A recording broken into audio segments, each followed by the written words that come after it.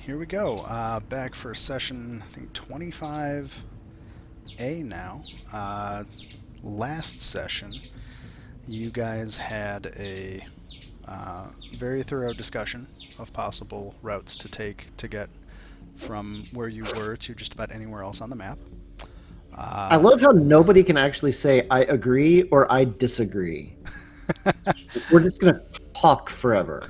And I will let you guys do that to a certain point. I think I might put a half-hour discussion limit in the future. But eventually you guys decided to head in a generally southeasterly direction with the final destination, I think, still slightly up in the air. You stopped in Nephoria and met with some of the Aldani, learned a little bit about what's going on in... I have to retcon something for you guys. You would have also learned from Perna that Camp Vengeance had been half abandoned by Commander Breakbone. He went to follow the Merchant Princes and took about half the troops there, and they shortly after that suffered another attack, which has led to Kura heading back north to find out if the remnants of Camp Vengeance want to come join the Aldani, or if they're just gonna pack it in and head back to Port Nyanzaru. It was Camp Vengeance was attacked or the caravan was attacked? Camp Vengeance itself was attacked. So about 3 days after you guys left, about 10 days. I like how Velnice is just stuck in that position for a while. So yeah, 20 days or so ago, ish. I'm ballparking it. You guys left, and then for the last time that your group left, and then a couple days after that, when the merchant caravan headed out, Breakbone took half the people with him. The undead attack happened after that, and so yeah, Kura is, to the best of your knowledge, when you left Nephoria was headed north to Camp Vengeance to find out what the remnants were going to do. So there's a little retcon for you guys about what happened. After that, you guys headed up the River Tath and then up past the headwaters into the jungle, eventually got out of your boats and stumbled across this village, which, although the map has a name, I don't think anybody actually knows it, where you encountered a bunch of undead and Yuanti clashing with some red wizards of Thay. You guys third-partied it and mopped everything up, and we pretty much ended with the battle concluding. Any questions about anything?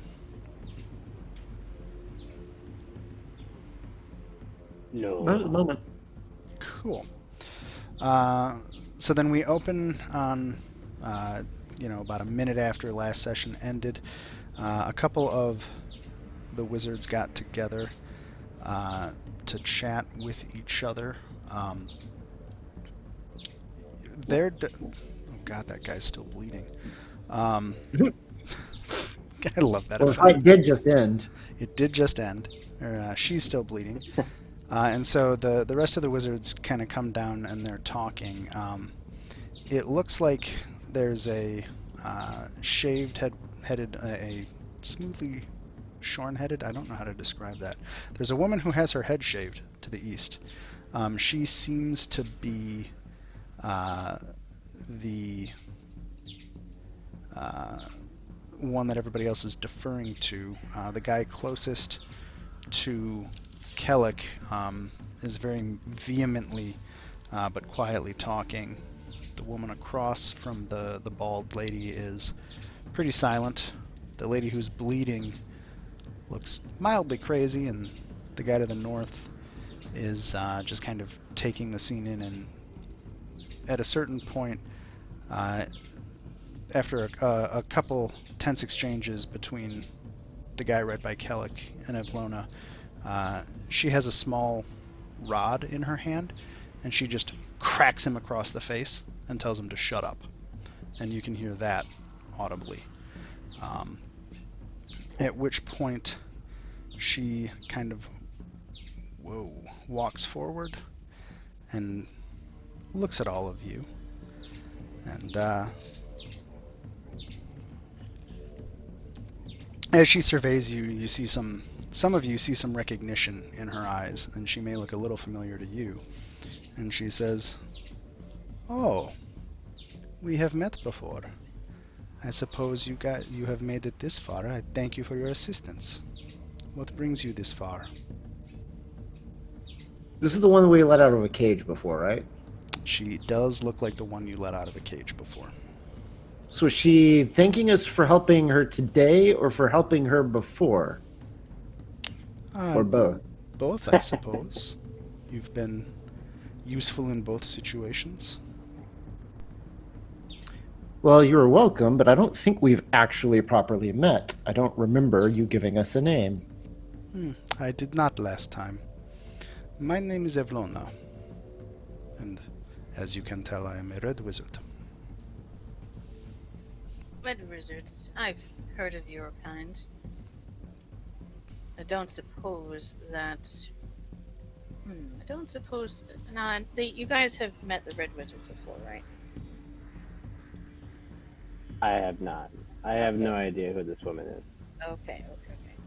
I Um, have. I remember someone saying last week that somebody in this group met them in early on in camping, but that's fine.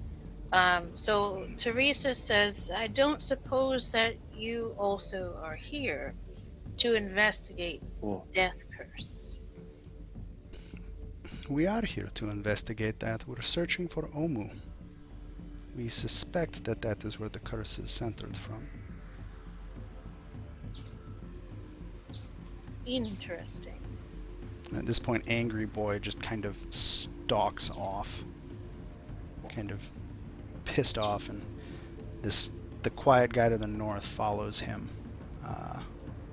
and kind of seems to be talking to him in hushed tones. And the other two, they move closer, not necessarily in a threatening way, but not in a non-threatening way, more in just "we're going to be here" way. Hopefully that sentence made sense. um, Sorry, Teresa, did you ask a question there? Or were you... But she does continue and say, "If you're going to Ormu, perhaps we can work out a deal. It may be the case where our paths might cross down there. Or not." Well, we've crossed twice, and if you're heading to Omu, I can guarantee it will be a third time.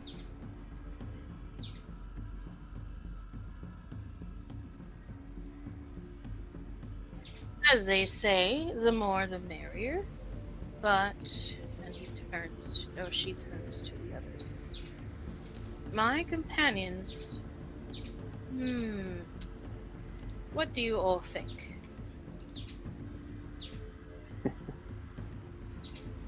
I don't know. She's wearing red. Is she a communist spy?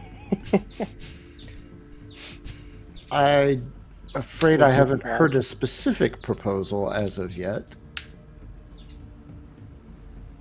The mage up to the side here, the crazy bleeding one, drinks a potion while you guys are talking. Evelona looks from Sebastian to you and Teresa and kind of eyes everybody else and says, "I am open to any proposals you have."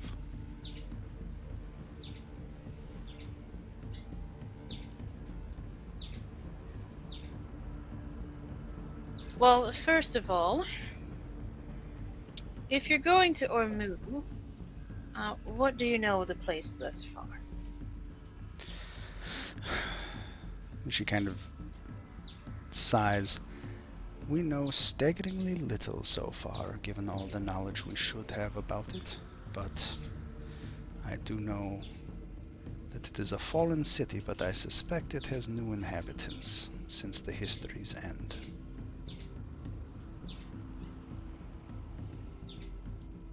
That's almost guaranteed, all things considered.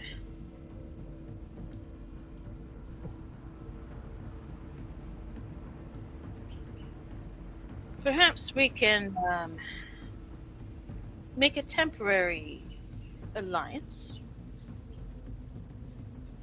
at least in regards to the Ormuz situation. Well, we are spending the night here. I suggest, at least as the first part of our arrangement, we can stay on one side of the village and keep our people to ourselves, and you can stay on your side. As far as traveling, we will be leaving in the morning, and we will be heading southeast. I think we will be using means of travel not available to you, so if you have thoughts about what we should do if we cross in Omu, I'm happy to hear it. Otherwise, we shall retire to the other side of the village.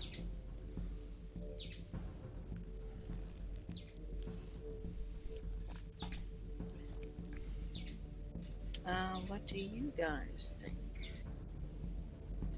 I will give you time to discuss amongst yourselves. Please come over and let us know if you wish to discuss anything further.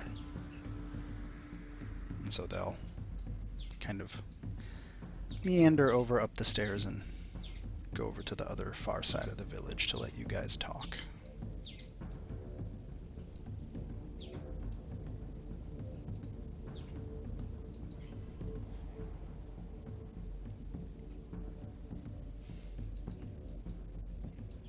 So, what do we really know about them? Red wizards are. So, a little bit of history about their nation. They were a magocracy. Well, they still are, but in the past 200 years or so, they had a bit of an upheaval where the master of necromancy took over the nation. And it hasn't been the same since then. So I'm sure that the master sent them here to discover what's causing this, because I do believe that even a necromancer is being affected. Well, I'm always willing to learn more about anything. So I think we should see what they can offer us, and we can help them, they can help us. The thing is, a red wizard is not to be trusted. No one's to be trusted. I would expect them to cooperate only so long as they think they are getting the better end of the deal. Oh, yeah. What, isn't that why anyone participates in a deal? What have you guys been doing? This is the art of the deal Oh, Jesus Christ. area.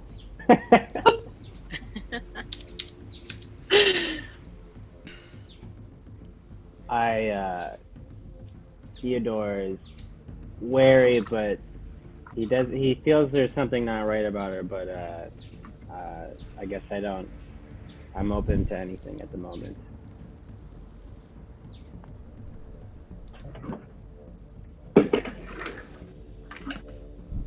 How many wizards are there again right now? Red wizards? There are 3? There's 5 here. 5 here. There's Evelona, who seems to be the leader, and 2 male and 2 female red wizards. You've seen the capabilities of, I think, 3 of them, and they all. Let's see. One of them cast a fireball. The others were. Another one cast a spell that probably none of you could have told what it was, but one of the Girlon zombies up top got frozen in place, and the blustery guy who was backing across the bridge unloaded a couple of volleys of magic missile that were not your garden variety from the fight.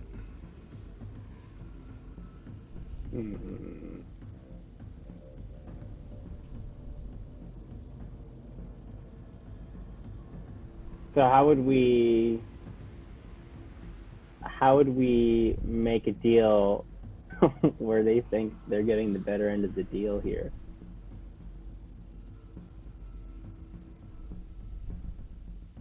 if we were to work with them. I see no benefit to working with them.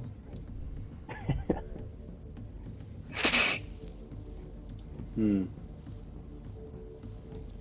Well, I mean, what is it that they want from us in the end? They have not said. If I were to wager a guess, they're looking for meat shields, expendables. Now, if we can turn that around and make them the expendables, that'll benefit us in the long term.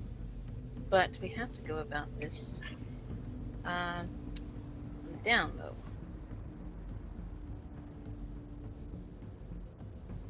Ooh. I think we go for it. I think we have a lot Yeah. to gain from this interaction. At the very least, I do agree that knowledge is better served gained than wasted.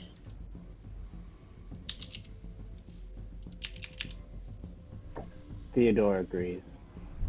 He nods his head.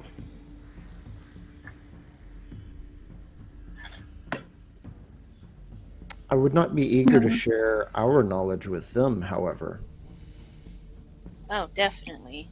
We don't want to give them the upper hand by any means. Theodore has no knowledge to give, so Theodore's not worried about this.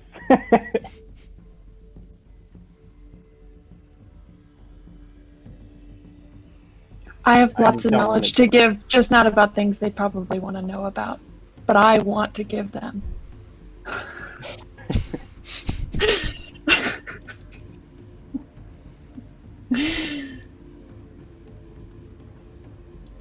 So, are we in agreement that we should work with them for the time being? Work with them? How? Well, we could share a little bit of information to coax stuff that we know that we don't know that they know out.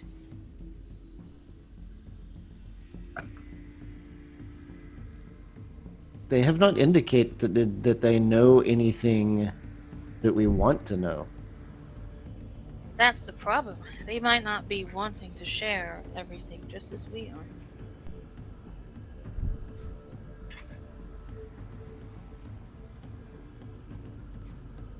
But we can turn that around. I do fully believe.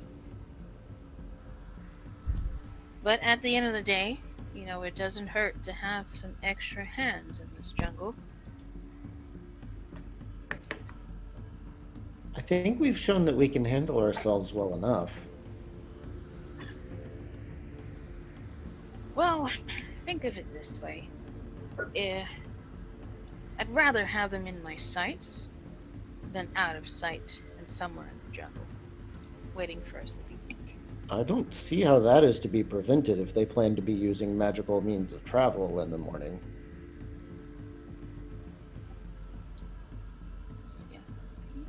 Do I have a counter spell? No, I don't. Okay. Well, I would like to see how they do that. If we were to leave just now and not go along with them, is there like any potential for them to, like, are we under the impression that they are like not on our side at all? Like, will we meet resistance if we were to try and move? Do we get that impression, or is this just like we just have to decide now and then that's kind of what we're doing?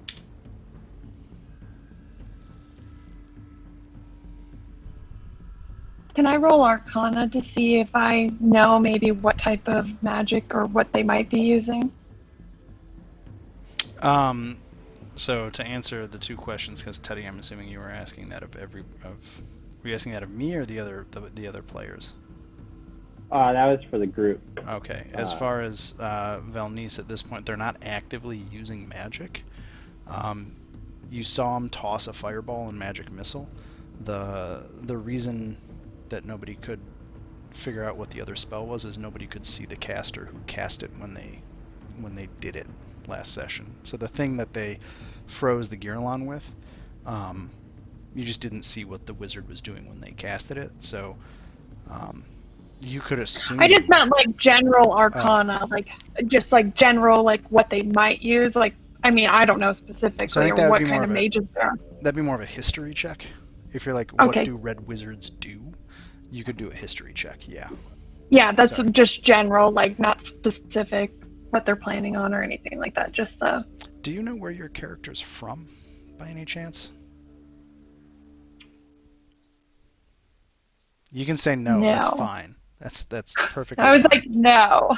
There are some very I can figure specific that. places that characters would be from where they would have interacted with red wizards a lot. Anyway, I'll get sure. back to you on Go that. go for a history roll, and we can see what you get. And there's a couple ways to get there. You can either click on your token, and then there'll be a little like ghostable hotbar for skills. The other way is to double click and open your character sheet to do that, and then it's under the, I think, the skills tab. It's under So I can attributes. click on my. Okay, hold on. So if you click on your token once, just to focus on it, on the top of the screen to the left, there'll be inventory, spells, features, skills. If you hover over those, it'll show all the skills you can roll. And then if you click Oh, on here it, we go. it'll roll you. It'll give you a little dialogue for, I think, normal, advantage, disadvantage, and all that fun stuff. If I just click on history or whatever. Yep. You just click on history. I'm not doing it. I think my computer hates me.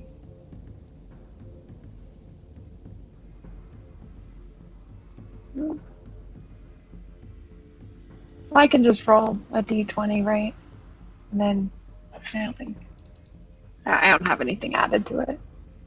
Oh, yeah. The other way is to double click and open your character sheet, and then on the first page you can just like click on history and it'll roll. Yeah, I tried to do that and it didn't do anything. I think my computer's just running slow right now. There we go. 10. We're gonna know a lot. That's because you've selected Iku instead of you. That's the problem. Oh, why? How did I do that? I think you confused Iku and yourself. You're further back. That's. Well, I thought I was right. Well, I got my video That's game okay. clicking. I don't know if Iku is fully permissioned for players to use besides Sebastian right now, for reasons. Yeah, so for a 10,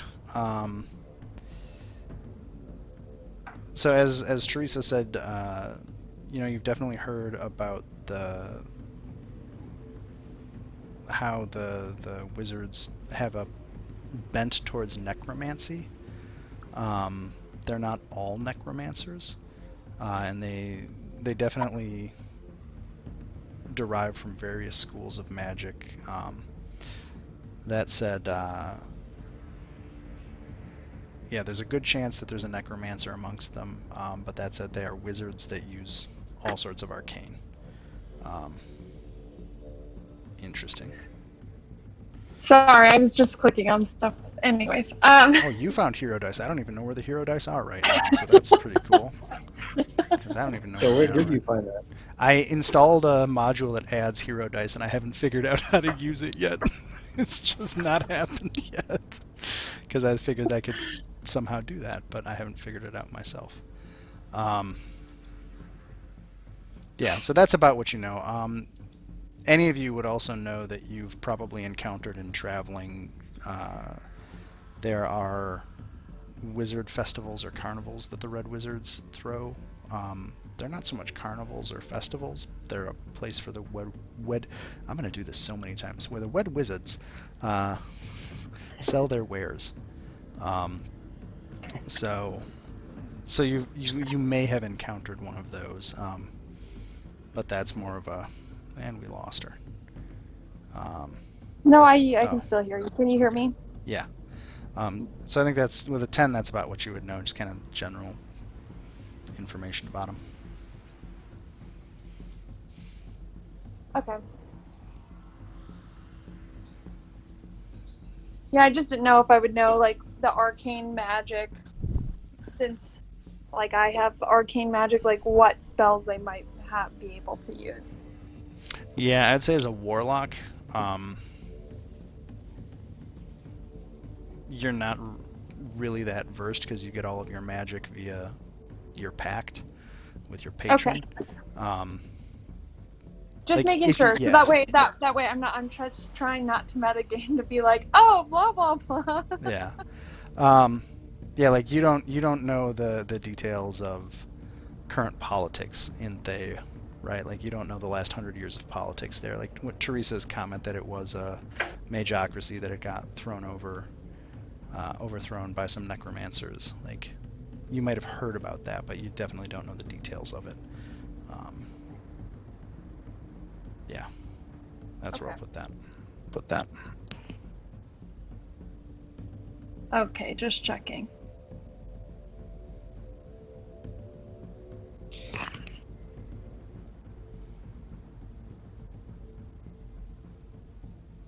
Well, I guess I'm curious. So I mean, I have no problem working with them, but if if other people don't want to, then we can just go our own way. Perhaps I should I want explain my to. reluctance. My homeland is adjacent to Thay. In fact, they separate my homeland from the rest of the realm. Oh. In the distant past, they have attempted to conquer my homeland on multiple occasions. For about 200 years, we had a negotiated truce. And the present status of that truce is becoming less and less clear. Oh. Theodore shakes his head and he says, "That's regrettable." I'm having second thoughts. I immediately regret my decision. Theodore is a fickle beast. Well, like I said, the Although red me, wizards are not to be trusted. But I Although do me- believe we can still gain some information from them. I completely agree. Isn't it better to know your enemy than to just hate them and know nothing about them? Part of the deal.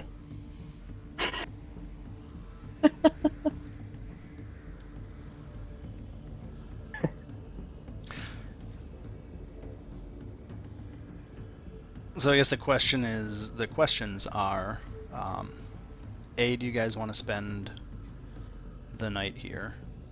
Or B, do you want to leave? C, either way, are you going to go talk to Evelona, or no?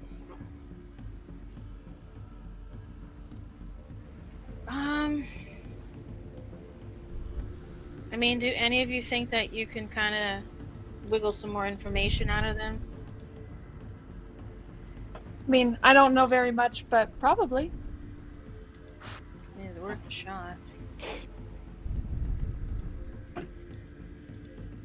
If others are going to speak with them, I will go to bear witness, but I do not expect to converse.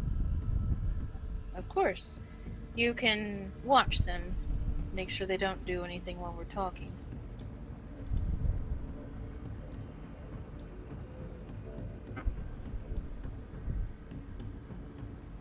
Or are we going to go speak with them right now?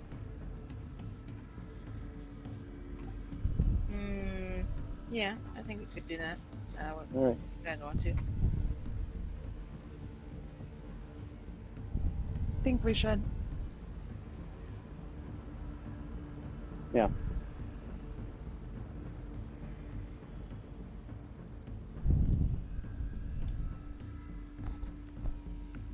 Well, then go talk to them, sillies. Where'd they go? Sorry, I'm They disappeared off the Oh, map. they're off to the east. That's not, when you say off to the east, that sounds like they're like miles away. Well, the east side of Off the to map the that east. we currently are on. I know. It's like they're off to the east. They've already they started traveling already. It's weird. It says that my cat collides with at least one wall when I try to move it over here. There are some walls in place, but they're for the huts, so I wonder if it's just a... yeah. Oh, so for anybody who's wondering, I think I told Sebastian this. If you get close to Sebastian and you get that green glow around you, it means you're under the effect of his aura of protection, which gives a bonus to your saving Okay, that's throws. a thing. Yes.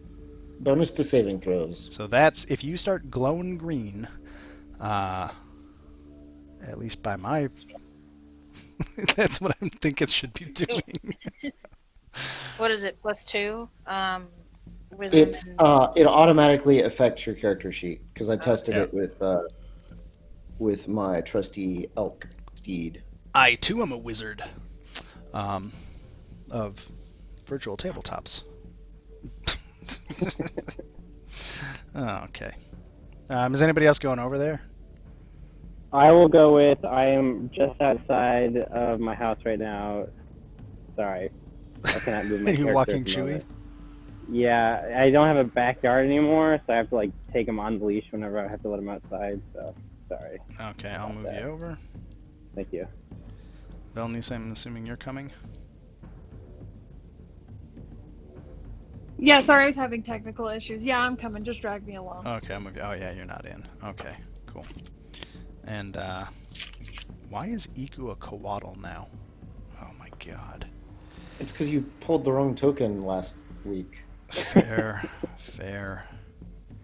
And I guess Or you Kellic pulled is the token out and said, "Oh, that's not the right default token. I'll fix it later." And then later didn't happen. later hasn't Okay. happened yet. Kellick's Wow. here now.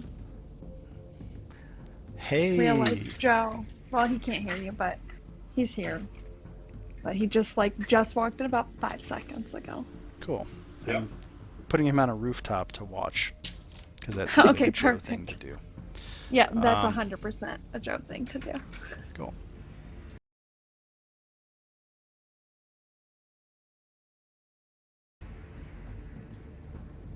I like how I can use Joe's name because it's so generic it doesn't matter. Anyway, okay. You guys walk up up this little hill. It's about like a 10-foot total cliff here, just to give you guys some context. You know, kind of this overlook with the nice waterfall in the background.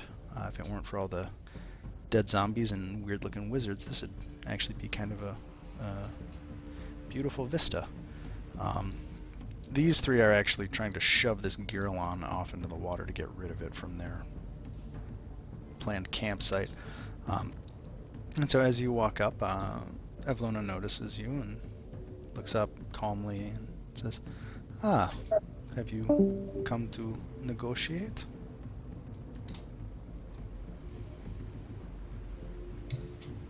Yes, that's why we're here. Theodore shakes his head. Yes. I bird blink. There we go. There it is. Ah. Well, considering you did assist me twice, I will open our negotiation with a slight peace offering. And she looks kind of pained as she says this. Have you encountered any of the pylons in the forest yet? Pylons? Ooh, I don't know. Out of character. I don't think we have we? No, you have not. Okay. Not yet. Why? What is it that you're thinking? Are you familiar with the name Raz in Sea?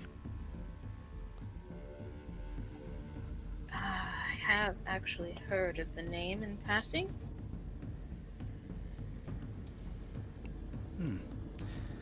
Well, it appears Duke Sea has been creating these pylons to extend his ability to raise the undead throughout the forest. So, as you get closer to them, you will notice greater concentrations of various distasteful things, and You may wish to either engage with these pylons or steer clear of them.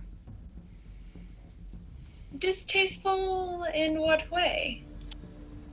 She gestures at all of the undead strewn about the village. I think she means the undead.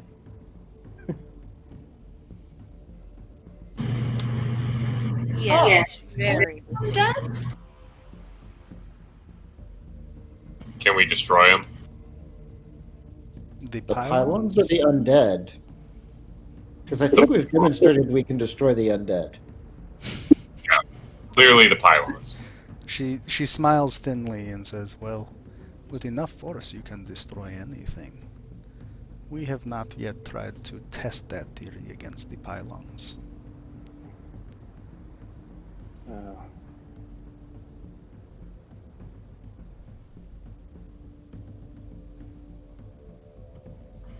Really, that seems curious in the fact that you seem to have the Force.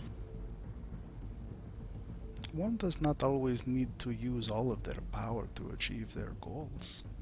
She kind of looks you up and down and says, you of all people should probably be aware of that.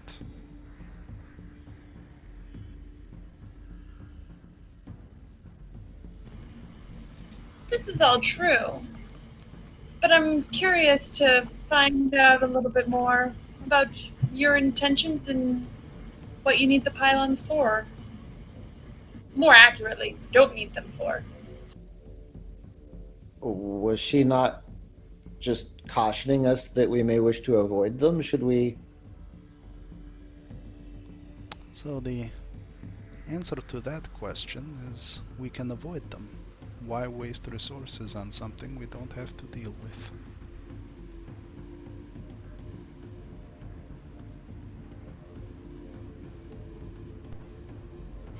Theodore. Go ahead.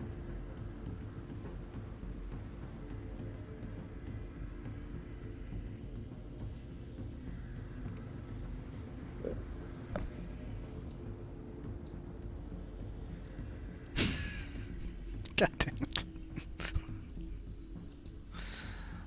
There's no way to get rid of it. Fine. We can go around them.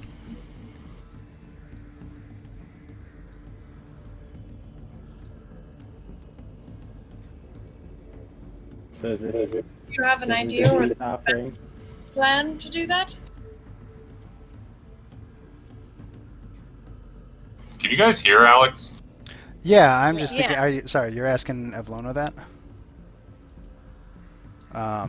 Like a plan to avoid the pylons? I was thinking for a second. Yeah. This me talking about, I doubt that there's gonna be a plan. She's gonna be like, that's up to you, but anyway. Yeah, I mean, you could walk around them.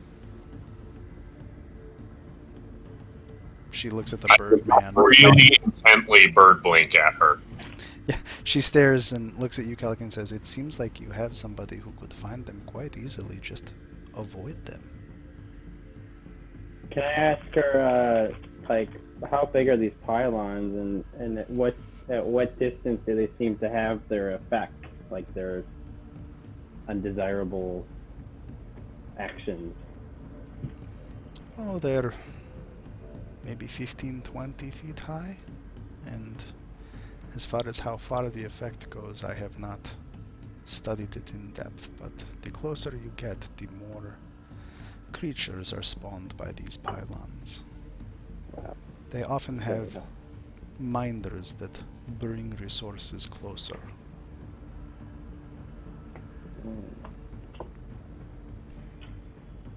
Did you say miners? Minders. People doing moving things. Minder. You have to deal with me doing a Russian accent, so there you go. Where's Astro when you need him? Что? He resolutely refuses my attempts to get him to play in this campaign for reasons I don't understand, but that's his thing. He's scared he'd have too much fun. Yeah. probably.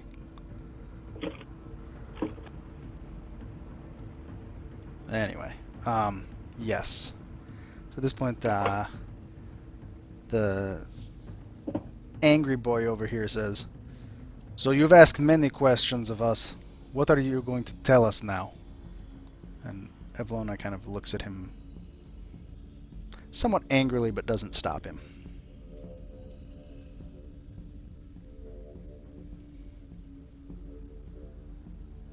I don't have much. I look at everyone else and I say, I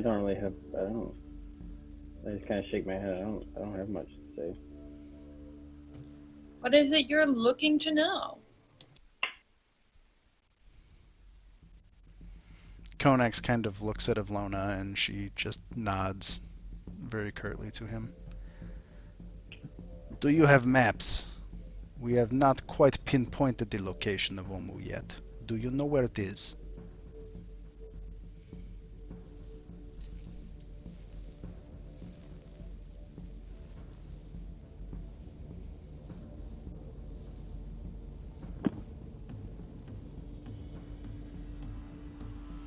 Could you repeat the question? The location of Omu, the city. We have not found it yet. Do you know where it is?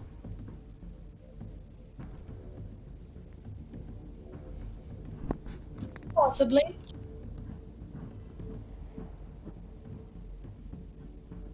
Somewhere east of here, but we don't have exact coordinates.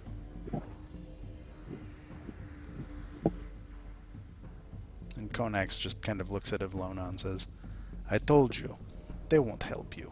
And he walks away in anger. We And, never did that. That's other guy goes over with him. What was that, Alex? I was gonna say. As he's walking away, I'm just gonna be like, "We never said that." Kellic will just, like, as they're walking away, be like, "You're welcome for your life." And he just Caw-caw. sneers as he walks off. He's a grumpy boy. And so Evelona turns back and says, So, you never said you don't know where it is.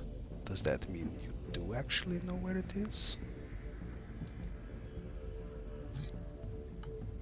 It sounds like we'll have to get to know each other a little bit better to figure everything out.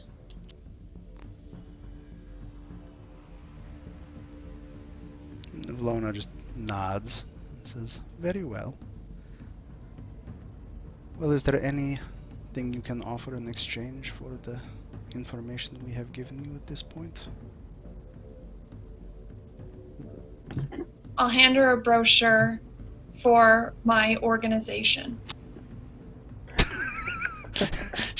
Okay.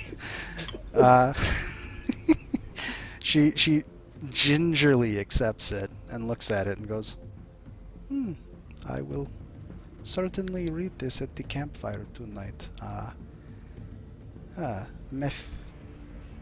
How do you say it? What is his name? Mistopheles. Ah, interesting in your tongue.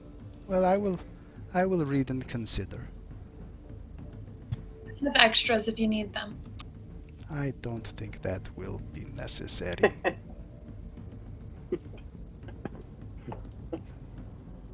My services are probably pledged to another already. Allegiances always change, but I can respect that.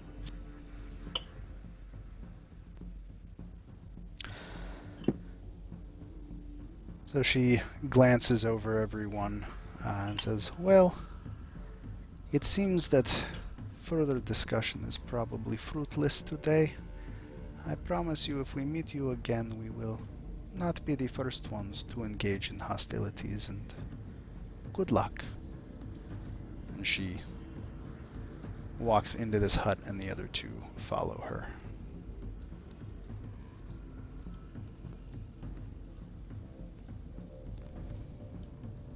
I don't really know how that went. At least they weren't hostile right off the bat. I think it went well. Well, now we A know promise to is avoid not a pylons. promise not to initiate hostility is a significant concession from them, indeed.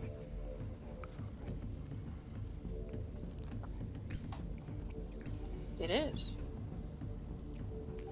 So, I'm willing to take their word for that, at least.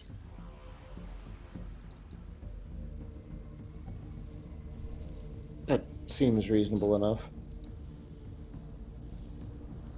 So, with that manner worked out, where do you all want to rest for the night? Away from them. I am of the same opinion. Outside the village, then? Yes.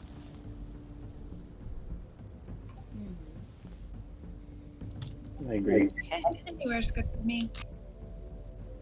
I think that What time of day is it?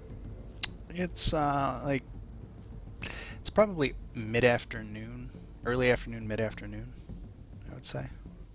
I think with as much daylight as we have left, we should continue to travel. I agree. Cool. Is it- what's everybody's spell slots look like, though? I'm down 2 first level spell slots. So I've got 2 left and 2 second level. I'm probably going to cast a heal on myself before we start traveling again. I don't know if anybody else is actually hurt.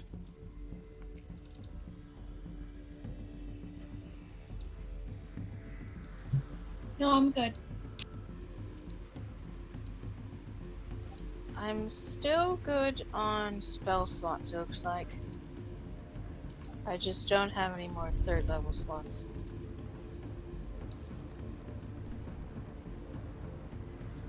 It's okay, though. So you guys want to do some more traveling before we do a long rest? Yes. Let's see. I need to fix my spell slots because I didn't do that when I did Divine Smite in the combat, and I'm going to use 1 point of lay on hands to bring myself back to full. So I'm gonna pop over to the village map, and then I'll be back in or the overhead map, and I'll be back in a few moments. Cool. Hi, Graham's wife.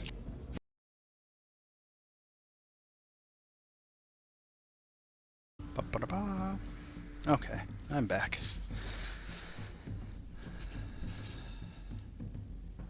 Yellow. Hello, I returned. No. So yeah, new map. I think it's cooler, but I don't know. You'll have to tell me. Do we have everybody on it yet, or no? Trying to look. On it. We're looking at Alex's laptop really fast, but we can still hear you. Okay, cool. So you guys can probably, or sorry, yeah, Sebastian's here. I can see you. Ha, hi. Teresa, Hi. are you here? Who? Teresa. Oh. Yes. Oh, cool. Okay. So if everybody can see the map, I guess I'll just explain slightly. I grabbed a much higher res map, so if you zoom in, it doesn't look like absolute crap. And on my end, I made everything customizable, which is nice for me. On your guys' end, I updated the path you guys have taken to hopefully more accurately show where you've been and how long it's taking. I don't know. I like the little campsite indicator. Yeah, and there's actually a campsite indicator that has a fire next to it, and that means a long rest. Although I just realized I don't think I made long rest tokens for the for something else. So that's fine. Let me double check. Map tokens? Tokens? Map tokens. Nope, didn't make long rests for the colored ones, so I guess they'll just be the black long rests until I figure it out. I also took the undead heat maps off because A, they were no longer accurate, and B, it was causing people to just avoid chunks of the map. So combined, I decided to not port it over because it was hard-coded into the old map and meant that even if I changed the undead heat map, it didn't change. So I'll try to describe the behavior of the forest to let you guys have some idea of what's going on. I tried that with our other group and it worked pretty well. So that's all the minutia about the map. That said, based on the time of day, you can probably get to the edge of one of these this hex, if you guys kind of move at a normal pace. So it's kind of up to you guys which direction you want to go. I think picking some things out on the map, if you zoom out, you do know where Omu is, and it is kind of dead southeast. In between you and Omu is Lake Luo and the Valley of Embers, which, you know, the Valley of Embers is kind of a hot wasteland, and the Lake Luo is not great. It's kind of contaminated by that wasteland. There had also been talk of going to Nangalore to the due east, and even potentially up to Mesro, following that river. And I think you guys kind of discarded going further southwest, but that is also, I mean, you can go in any direction you want. I'm just trying to recap a little bit. And Yep. I think our next intended destination was going to be Nangalore from our discussion last week.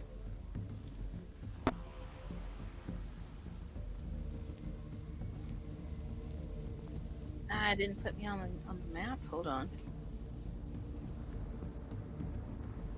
Oh, yeah. Some people are still on the village map. C is cameraman, so don't worry about cameraman. Okay, there we go. I don't know why cameraman is showing on the map, because he's here. So that's weird. Okay. Cool. Yeah, we're over here. Oh, and I made the blank parts of the map look like parchment. That's neat. Because why not? I mean, the black is a little bit easier on the eyes.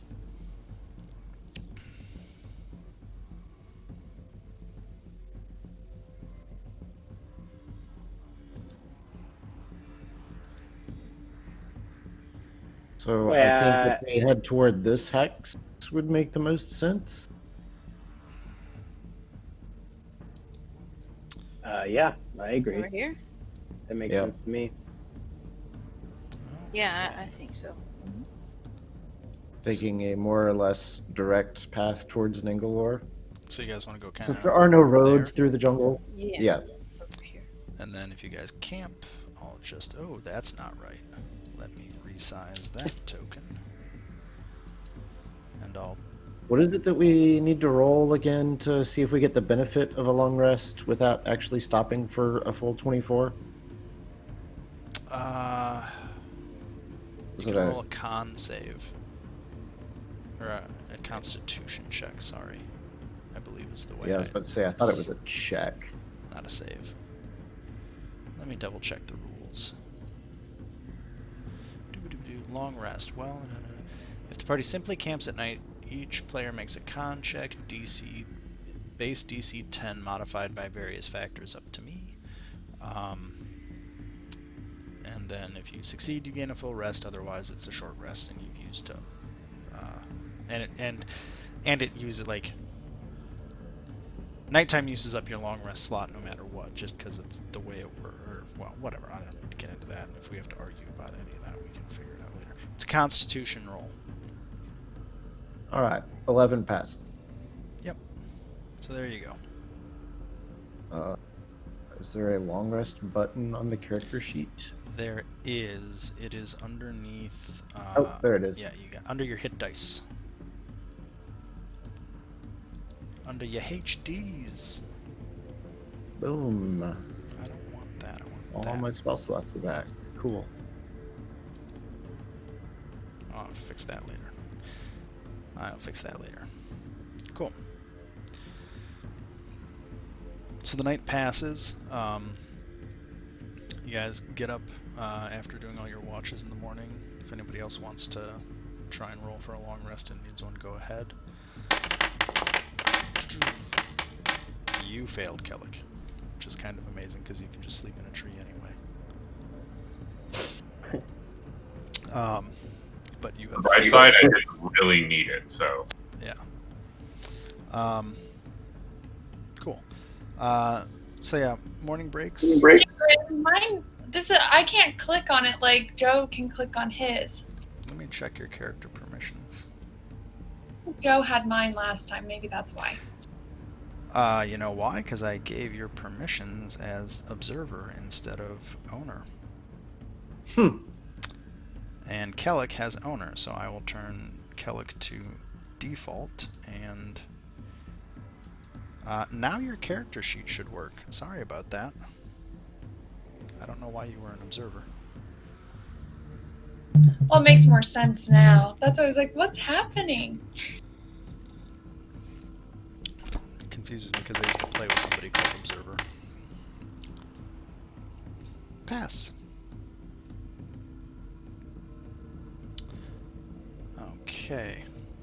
So as you guys wake up, you hear kind of the normal sounds for the rainforest. Lots of birds, things moving. It's never actually silent. But nothing that strikes you as odd in this area. So what would you like to do?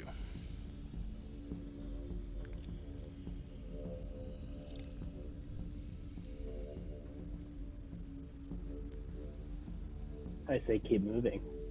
Yeah, we're going to continue traveling at a normal pace.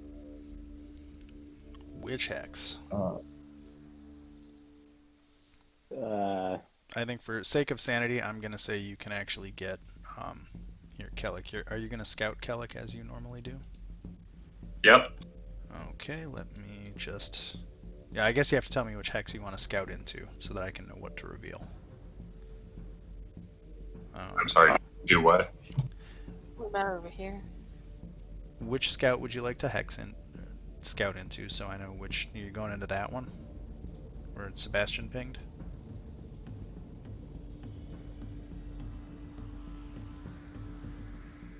Down.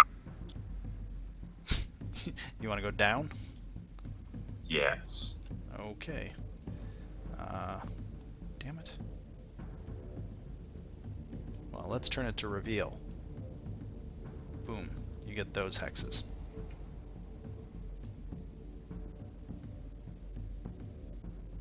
So, more jungle.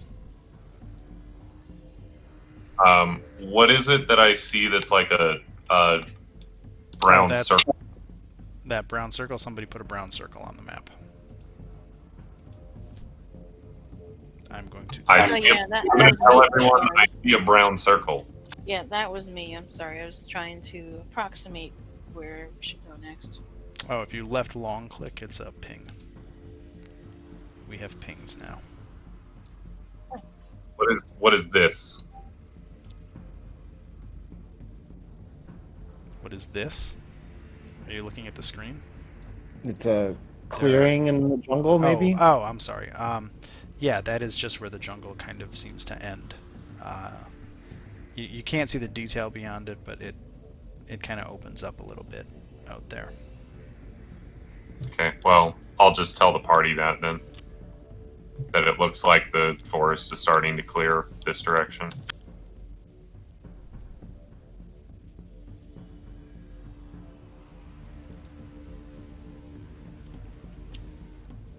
I say we keep going then. Mm-hmm. Can anybody move the party token? There we go. So show me where you want to end up. You can go that far if you fast travel and do a bunch of Constitution saves. I was just thinking if I could move it, and then it went Okay. way.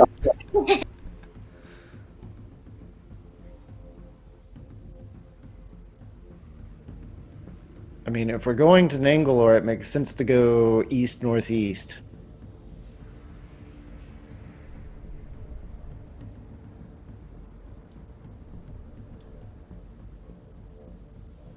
Yeah. So right about here.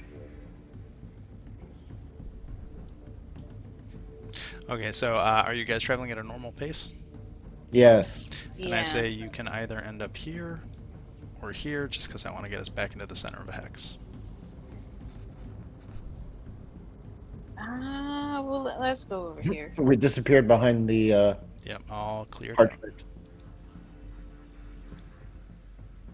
Cheeky bastards, revealing multiple things at once. Mm-hmm. Breaking my system. Cool. Well, I mean, it's a valid tactic. Yeah. Does anybody want to do anything? Do you guys want to... Assuming you're just going to camp for the night?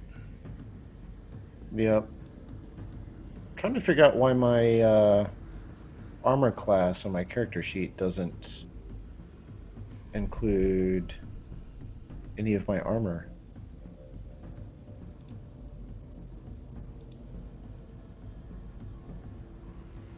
It's weird.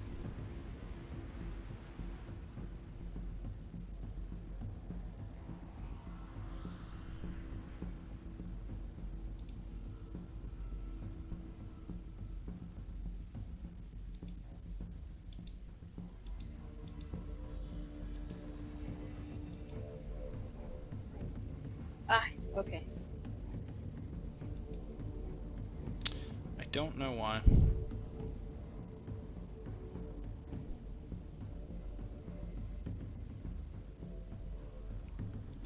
What should your AC be? 18? 20? It should be 20 armor plus shield. Oh. Yeah, and I tried typing 20 in there and it reset to 9, and it was like, that's what my unarmored armor class would be. Well, that is bizarre, and I think I'll figure it out later, but we know your AC is 20. But maybe dynamic effects did something to it. But you know your AC is 20, right? Yep. Okay, good. So at the campfire at night, does anybody want to talk to anybody, talk to Iku, talk to each other, anything like that? No, but I just want to say that my familiar is going to stay up and keep watch. Cool. Aku hasn't been in this part of the jungle in a really, really long time, has she? Iku has been...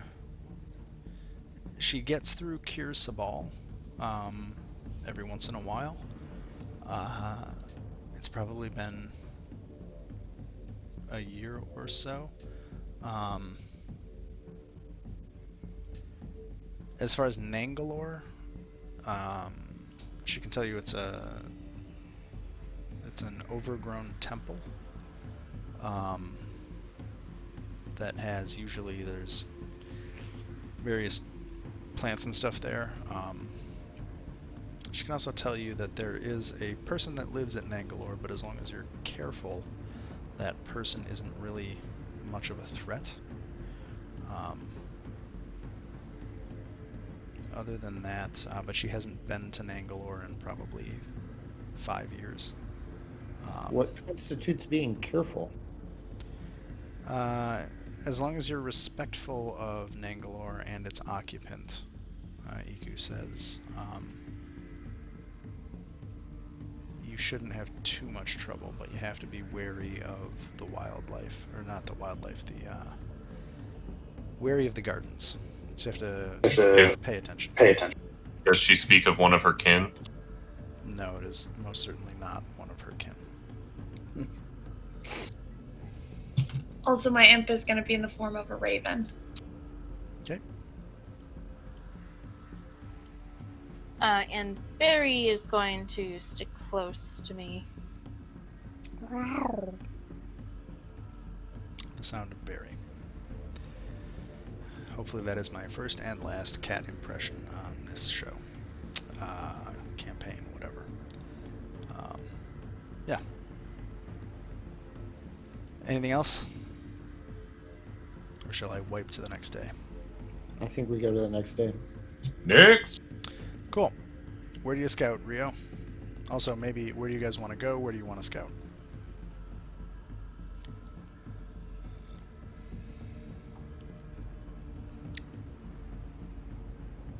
Well, I'll scout that one.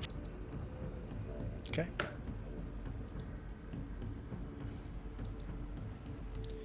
So you get that and that and that. Ah. I'm just gonna clip that because you already know about that. More jungle. Jungle, jungle, jungly jungle. Cool.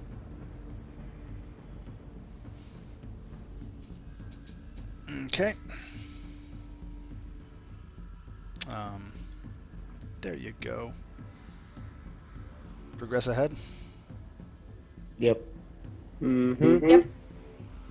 The north way or the south way? I think we're gonna go the north way and then cut south slightly to cross the river and then into Nangalore.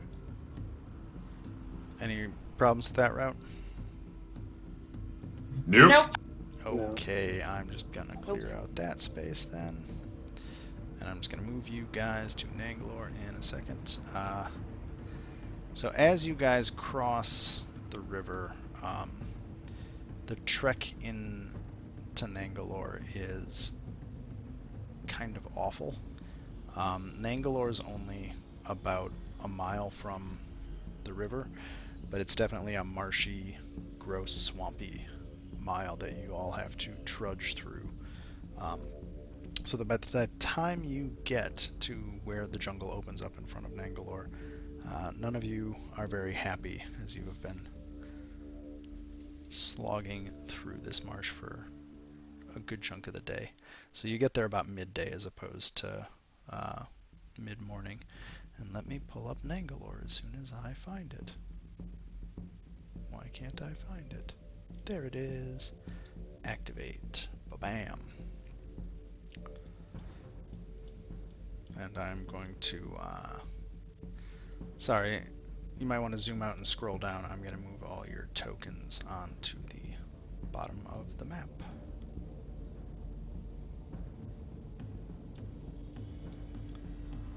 Hopefully it zooms to you as you get populated.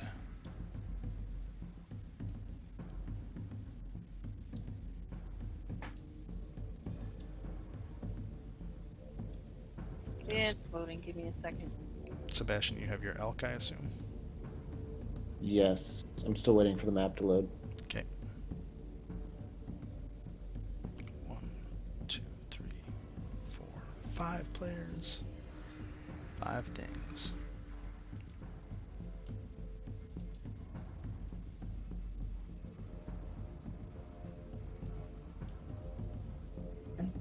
Well, that's weird.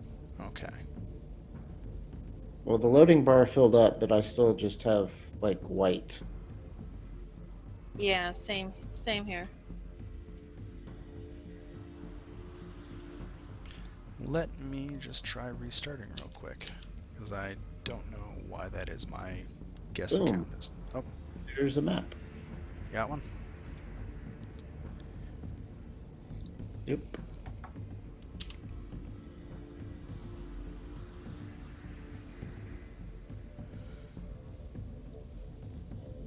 Is anybody else getting anything? I can see. I'm on it. I'm on the map. I see it. Okay, so I put you all on a little spit down here. The vista you see before you apparently has a few artifacts of some wall stuff, but you see a multi-tiered temple, and in the background, there's a central concourse in front of you that is now slowly. It's got about an inch or two of water that is flowing south towards you guys down the steps between the two elephant heads. There's raised gardens to either side of it, and then another raised platform even beyond that. Off at the end of the concourse, it's hidden by the vision of the map, but you can see a giant collapsed dome. So you see the walls kind of up above you, but there's a collapsed dome there, and the path into Nangalore lies before you. Through... Are those alligators or crocodiles? There are definitely crocodiles in the water. Lovely. Perfect. How deep is the water? About 2 feet. Hmm. Like, you can walk through it, it's just, Difficult terrain? yeah. Oh, do you want the official description of Nangalore as opposed to my description? Sure, why not? Yeah. A fantastic edifice rises up out of the jungle, a hanging garden of exotic beauty. Water streams down the steps between two massive elephant carvings. Beyond them, a broad, flooded avenue runs arrow straight for more than 100 feet. I don't know if I believe that that's 100 feet. Sorry. It's not 100 feet. It's just bullshit. Okay. And more than 100 feet before ending at a carving of a Tyrannosaurus face. Water pours from the Tyrannosaurus's jaws and flows the length of the concourse to drain down the steps in front of you. 5-foot-high terraces flank the boulevard. Low archways, 3 on each side, are built into the terrace walls. These archways are in various stages of collapse, as are the tunnels beyond them. Beautifully carved, larger-than-life stone faces are mounted between the arches. A wild profusion of plants grows on the upper terraces, and multicolored parrots and canaries flit and sing among them. To the north, a dilapidated brick dome rises above the Tyrannosaurus head waterspout. Smaller bell-shaped domes surmount the highest terraces to your left and right. There, that's the official description. You are correct. It is not more than 100 feet. It is 100 feet. Is it? Okay. It's 20 hexes? Yeah. Or squares. Squares.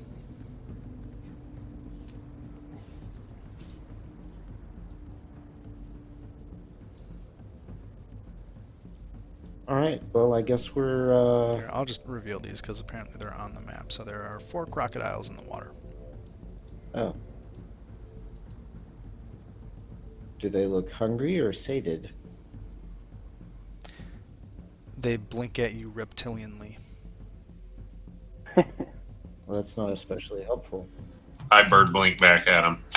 There we Well, go. Pretty sure Kellic and I can cross without difficulty. I would expect Aku probably could as well. Remember that Aku also suggested that we are respectful of the garden, so I would suggest not killing things unless we have to.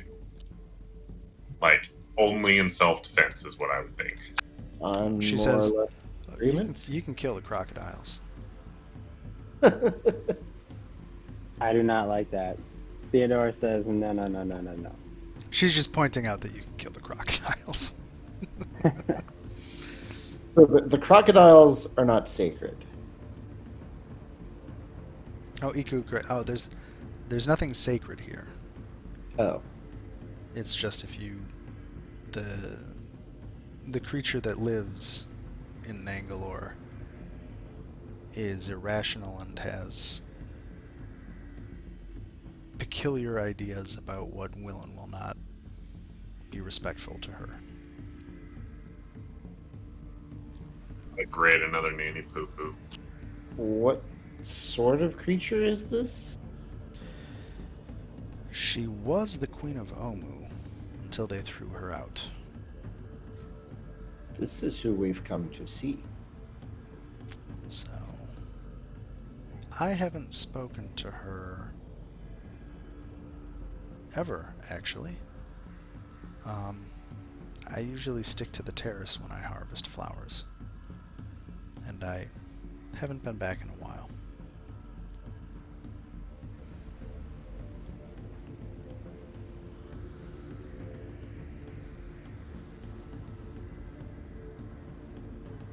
So, shall we attempt to cross the water and see how hungry the crocodiles actually are?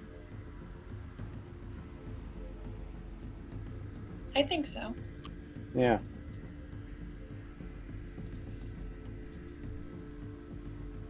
Cool. Sebastian, roll initiative. Awesome. Oh boy. Um. Hmm.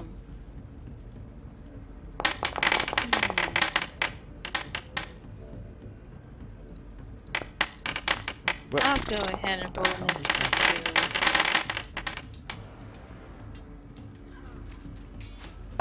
Why are you not? There we go. That's the problem. Sorry. Okay. I don't know why you're blacked out, Sebastian. Blacked out did- how? In the combat tracker. People are showing up as blacked out in the combat tracker? I don't understand it. I see regular tokens. Really? Okay, cool. Is the elk going on its own initiative, or is it going on mine? I think we said it goes on yours. Yeah. Whoa. Whoa.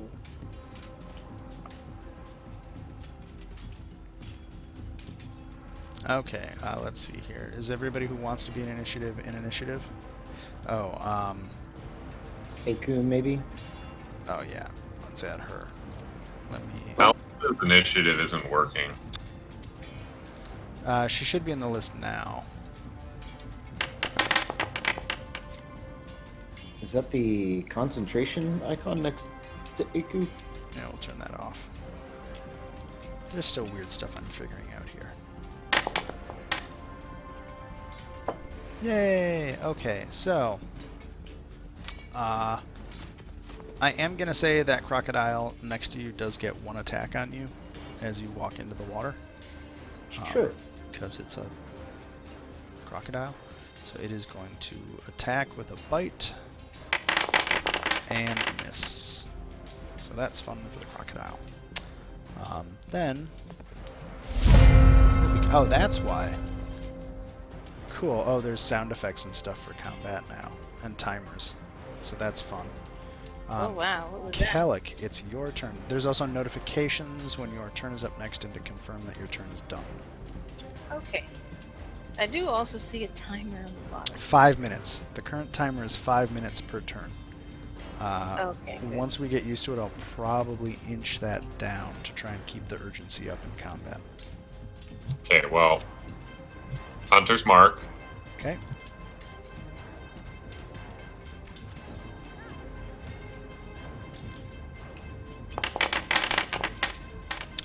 You hit it. And you hurt it.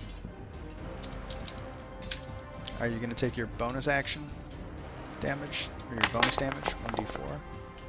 Okay. And second Nope. attack? Hold on. Oh, 6?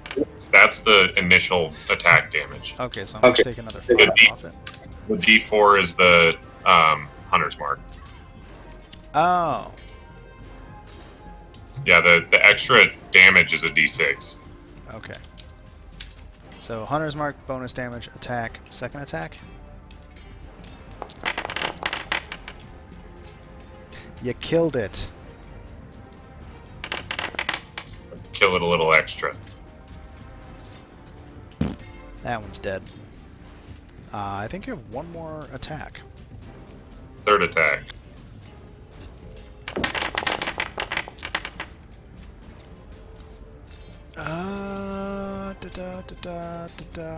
Nope, that one, it thrashes and the arrow zips into the water. Okay, I'm good then. Do you have an end turn button?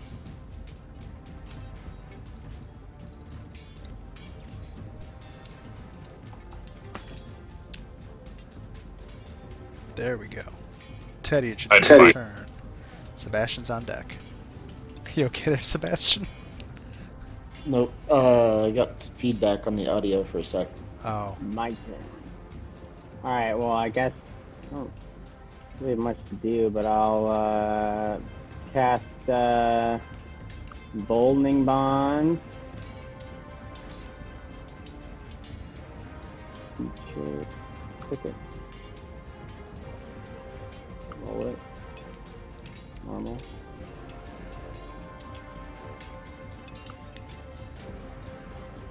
And then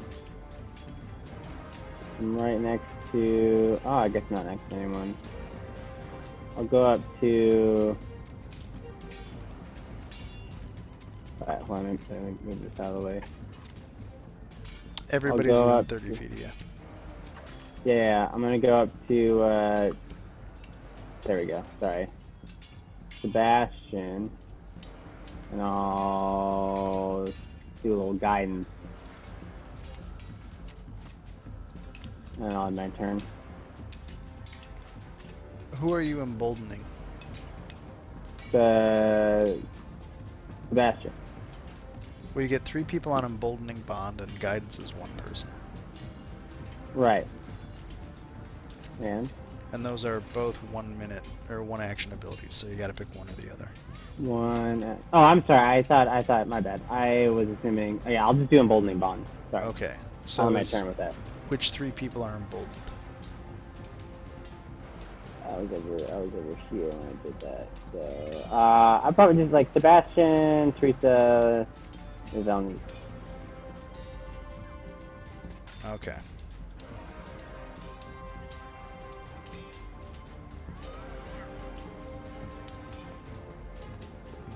So what does embolden give you?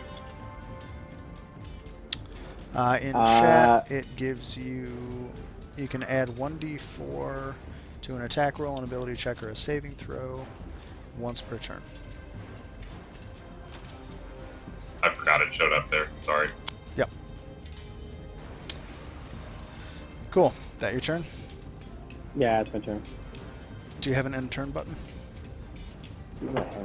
Oh yeah, sorry. My bad. Haha. Sebastian, Boom. you're up. Velmise will be next. Alright. The ram is going to charge into this crocodile over here. Mm-hmm. Doo-doo-doo. And bam. Normal. That'll hit. 9 bludgeoning. And since we moved at least 20 feet, we get an extra 2d6 damage.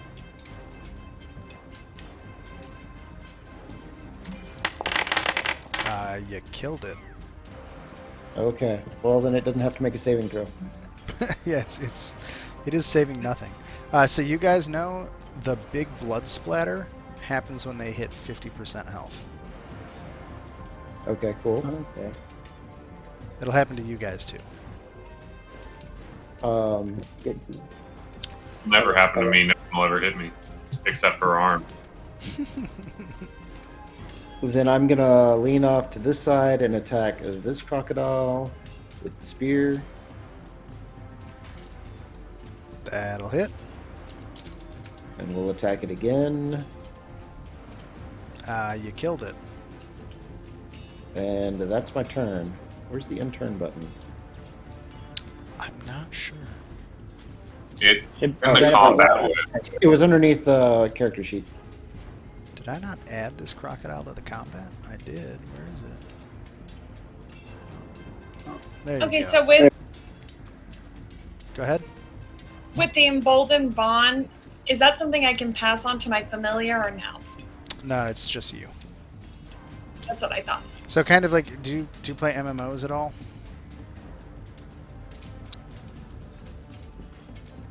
Did she just drop? Or is she on Rio? No, she's never played video games in her life. Oh, okay. So the way emboldening bond works is basically once somebody has to be within 30 feet of Teddy, and then everybody else has to be in like a chain. So imagine there's just like a chain of bond between you guys, and as long as you guys stay within that chain, you can add that 1d4 to yourself.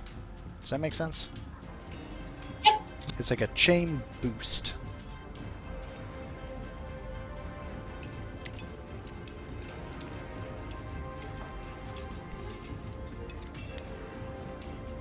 So anyway, there's one crocodile left to your left. Alright, well, I'm gonna send my imp anyways. Okay. Oh, let me get your Oh, imp. let me Sorry. I don't have your imp. That's okay. Ooh, there's your imp.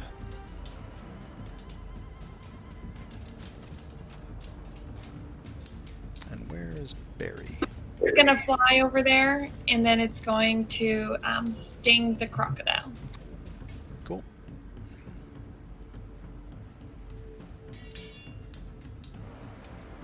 I was smart enough to give control of your imp to you, so there's that. Oh, did you know that yet?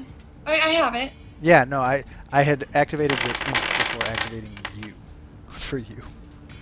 So a 12 will hit. It does 5 damage, and then I have to do a 10 poison. Jesus,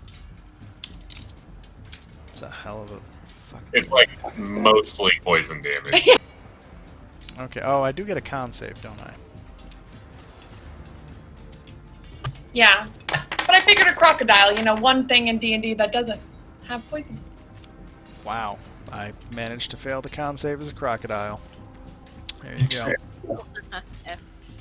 My life. I mean, technically it's the crocodile's life, but, you know, whatever. Also that.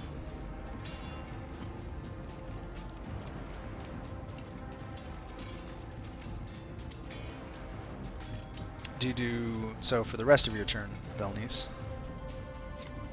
For the you part of your turn. Sorry, and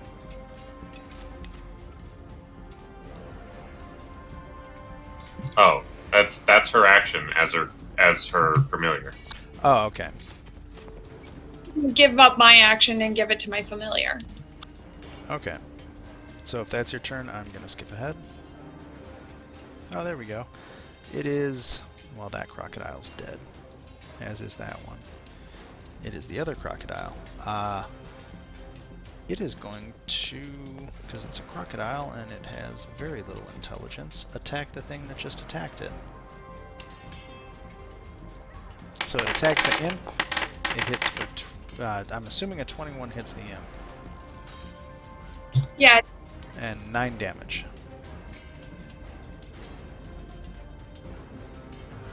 Dead. But still alive. Okay. It's Iku's turn, so Sebastian, do you want to control Iku? Sure. Iku thinks we have things well in hand. Wait, Start was, Oh, sorry, what nice. damage was that? It was piercing damage. Okay, so I'm my imp is resistant to that. So you take 4.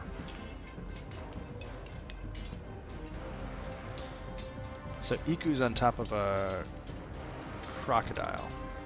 A dead crocodile. Okay. Iku says we seem to have things under control and is just calmly crossing the water. Okay. I'm going to end her turn. Teresa, it is your turn. Okay. So... Oh, there's an intern button. Okay. What I was gonna do, if I can find it, is Eldritch Blast that crocodile to the left. Oh my god, we're going to have 2 Eldritch Blasters.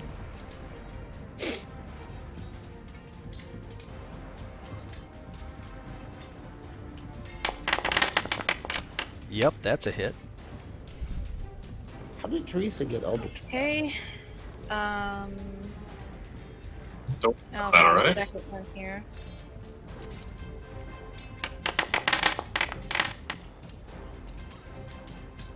Okay, and here's the It's damage. dead. Wait, that was your attack roll. You rolled 2 attack rolls. Yeah, yeah. Sorry. Level 5, it's 2 beats. Nope. There we go. Yeah, now it's dead. So you get 2 Awesome. Eldritch Blasts, or how does that? Yes, at level 5, it's 2 beams. Let's see. First level, it's 1 beam. Level 5, it's 2 beams. Level 11, it's 3, so on and so forth. Cool.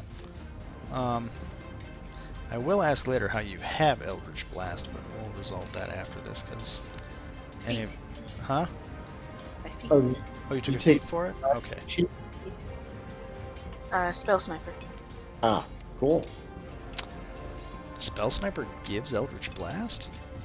It lets you Oh, there it choose a Fair first enough. level. Yep. Yep. No, fair enough. You Eldritch Blast the shit out of that crocodile. It is dead. So, there we go.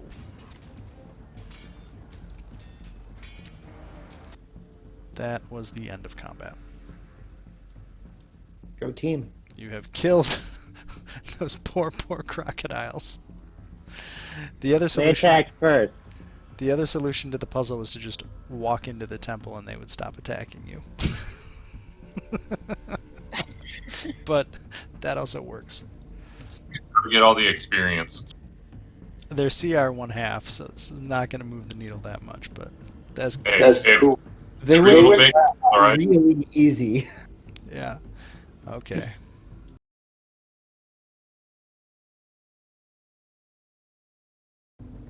Okay, I am back.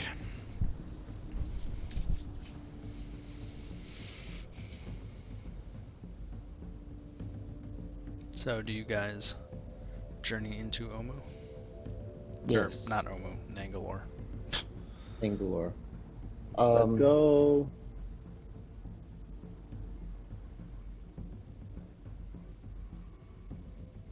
So basically, this concourse, as you come into it, it's to explain this map a little bit. Sorry.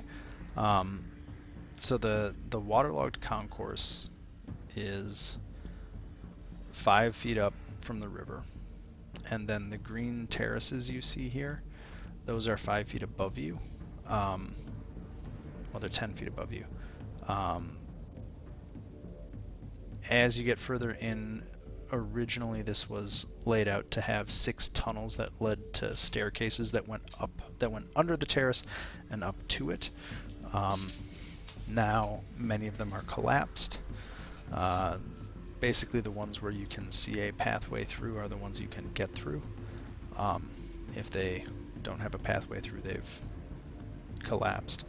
And then I think that's about all you guys can see right now as you come in. There are, between each of these pathways, I'm going to ping the map a little bit. You can kind of see them drawn on. There are 4 stone faces in this concourse. And let's see here, Sebastian, you can see that there are phrases in a language you don't understand scrawled, like carved into the wall above each of the faces. Okay.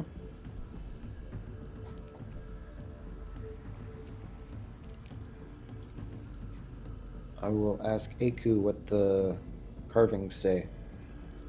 Sure. So she'll walk up here and she'll note that one says above it, just rolling for fun. Is that Kellic? Yes. Maybe. Okay, I'm just gonna, just to save us you rolling all the time, there are no secret doors anywhere here. Just You say that now, but you don't know unless. There's literally like 2 or 3 doors that you'll actually even be able to see. But are there secret tunnels? There are no secret doors or tunnels for you to find. I'm sorry if that's immersion breaking. I just don't want you to roll dice like every 5 seconds. Just because that makes my life easier. It's all about me.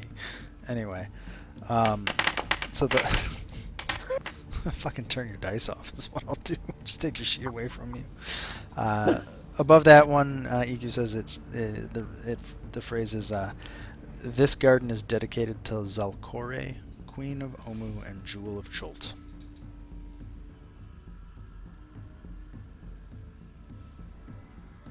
That name was Zalcore? Zalcore. Let me. There you go. I wrote it as Iku. That works.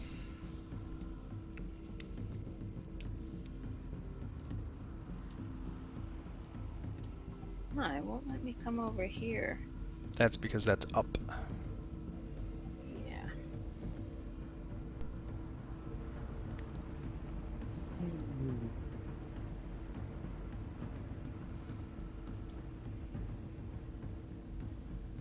Right, I think you have me as Iku now.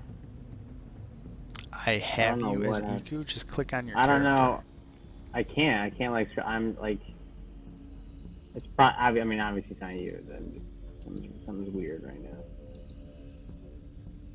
Make it stop. Let me check your permissions. You are owned by your character. What? And Iku. Let me check the Come on. permissions.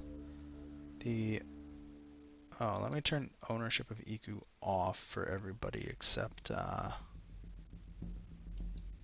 I'm just going to switch it to Sebastian just so that other people can't click Iku because apparently that's a problem.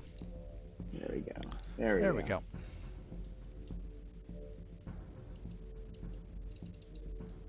Oh boy. And does the opposite side inscription read the same? 1 second. I just royally messed something else up by doing that, and I think I realize what happened.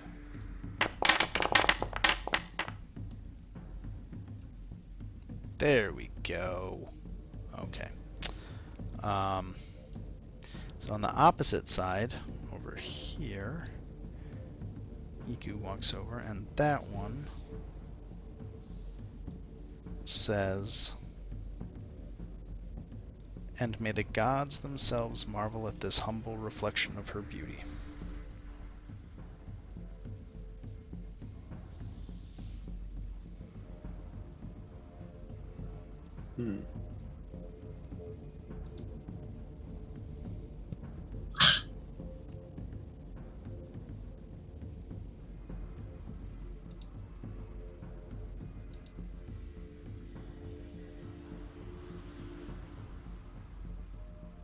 Oh, hey. Am I supposed to see a token here?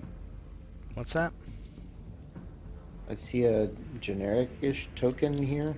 That's the cameraman. Don't worry. Got it. I can do this. And I can do this.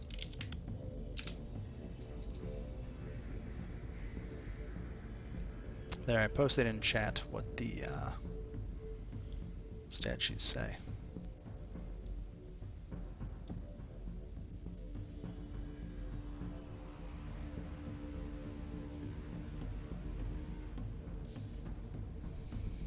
Cool. Sorry. You want me to read that one? Yes, please. Okay. The Upper East statue has a stern expression, and it says, the 10th year of her reign, may she govern forever in splendor."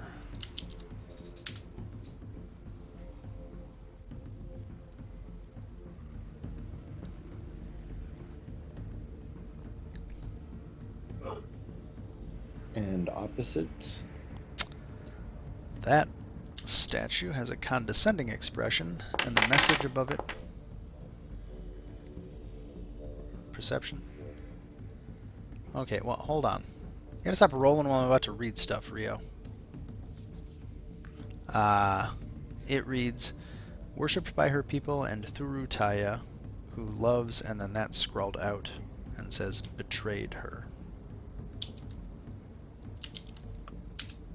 There you go. What are you percepting? I want to look to see if there's any anything that could be like a switch or a lever or like something that would trigger like a reaction anywhere around any of these statues. With that roll, they appear to be statues carved into the wall.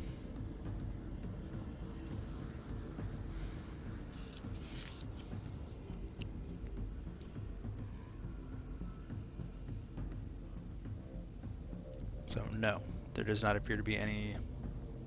By the way, Alex thinks bull crap that you don't do anything for natural 20s on skill rolls as well. I just wanted to say that. They're fucking amazingly solid statues.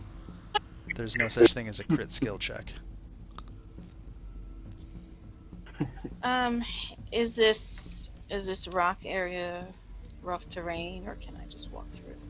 That is rough terrain. That's the whole ceiling collapsed in on that area. Oh, okay. I do want to walk over here. I'm trying to get to the top. You know, just trying to get a better view of the entire view. Still want to get to the highest point.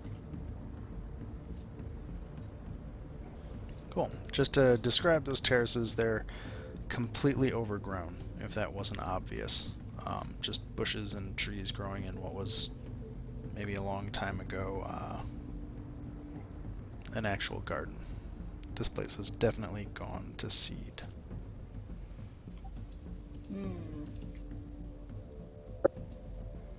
Can I have my imp fly over? If he can shapeshift to a raven and kind of fly over this whole area to scope it out for us. Sure. And can I do an Arcana check? Just to see if there's any magical. Well, actually, do I have detect magic? So can you give me a perception roll for the raven imp or the? Do 14. So he's still is he in imp form or raven form? Raven form. Hold on. Joe rolled that. How often can the familiar change form? Familiars change form when you resummon them, basically. That takes about an hour to do. But I think you did it while we were moving, so it should be good. Yeah, it says that it can polymorph into a rat, raven, spider, or back into its true form. So it's just a feature that it has. Oh, it's that's a shape. Okay. Cool. Yeah, that's a specific for imps. Yeah. Okay. So with let's see. Hold on. I think I need to look up the stats for a raven, right? Or can it, since it's shape? I don't know. I'm just gonna take the 14 of your first roll. Wait. I did it right. No, the 15. I'm gonna take the 15. Well, you rolled at advantage, which was wrong. So you're half right. But I'm gonna take the 15 just because it's not gonna make that big of a difference. So I'm gonna reveal a few things. On the east side of the terrace, you see a man trap plant, like a giant flying mantis, or not giant Venus fly. There you go. That's the thing. Venus flytrap. On the other side of the terrace, you see. Otherwise known as Seymour. Seymour. Yep. It's Seymour. Feed me. There are kind of lurking around the bushes a bunch of. There's a couple humans, a couple dwarves that all have plantish growths kind of covering them, and they're just kind of standing, swaying in the garden up above. On the west side. And then we'll just throw in that. Okay, cool. Yep, that is what your familiar finds. happens with that roll. I wonder if those fellows were not properly respectful of the garden.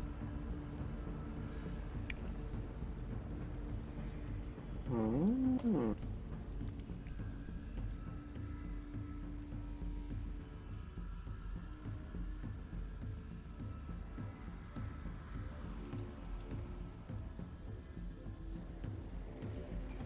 So I do have detect magic.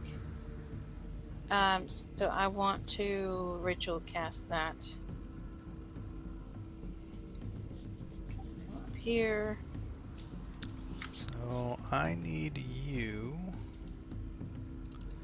as you start to cast your ritual,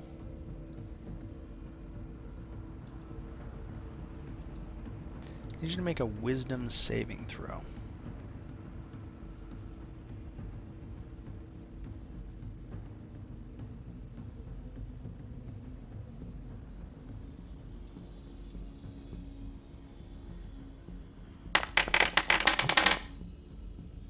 Who can see in darkness? Who can see in darkness? Almost everybody in the party at this point. You pass. Not me. Everybody except Teresa, right? And oh, sorry, we don't have all the other people. I'll shut up. Teresa, as you start to cast, you breathe in and sneeze out this weird scent, and you notice a vine on the tree in front of you that has emitted some weird stuff into the air, but you have resisted its effect. I also need Sebastian, you and your elk to make a wisdom saving throw. All right, my aura appears to be down. I wonder if it got removed in the long rest. Okay, sorry. I'm not 100% sure how it works at this point. Okay, so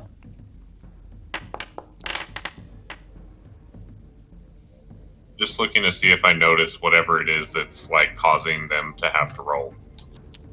With that roll, no, you don't. wisdom save. Yeah, wisdom. That's me. And the elk. You both pass. Okay, 15 for the elk because it gets my aura. It passed. Also, just gonna put mage armor on, but I also want to do a perception check on whatever's going on.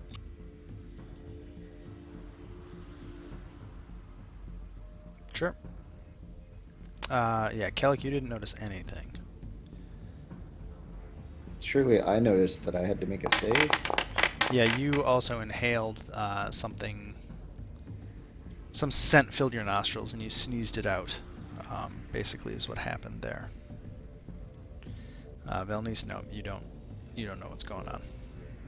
Have I read anything about what this might be in Volo's Guide to Cholt?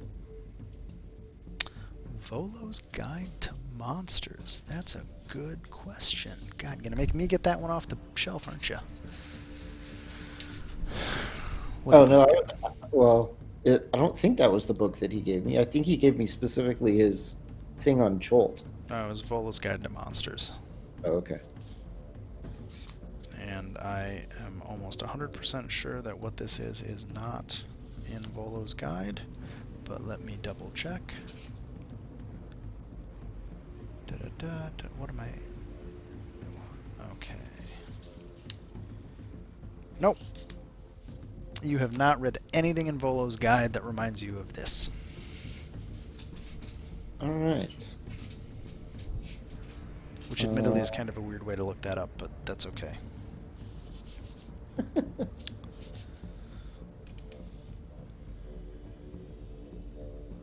So anyway, Teresa, you wanted to ritual cast Detect Magic. You're going to start doing that. Is anybody else doing anything? Sebastian kind of walked forward while she started casting. Is anybody else? Yeah, I'll stand down here, going somewhere else. Does Aku know what the that plant did. So Iku can't see any of this. Okay. She's cut off behind a corner. I'll ask her to come take a look. So she looks around. She just kind of shrugs and just assumes that there's lots of things in this garden, and it's always changing. So specifically, she doesn't know. Whoever did all the scouting, did you tell everybody about everything or no? That was the imp. Yeah, the imp. Yeah, I would have told everybody that we saw the, especially when we're all right here, that there's the Seymour and the other things that look like other things had come in the garden, consumed them basically. Okay. So Teresa, I'm gonna say you know that there are things in the woods here. So do you want to keep ritual casting or no? No. Okay. Iku does note that that man trap plant has a weird pollen-like effect. So maybe there's a man trap up above. She can't see up above right now that well. Like I'm giving you guys the layout, but I can't. You can't actually see from down below to up above. You just get an idea of what the layout is. Right. So what does the pollen do? You don't know what it does. You saved the wisdom throw. I was asking Aku. Oh, for the man trap. The pollen for the man trap makes you want to walk towards it. You kind of lose control of your senses and just start walking towards the man trap so that it can eat you. Well, that seems all kinds of inconvenient.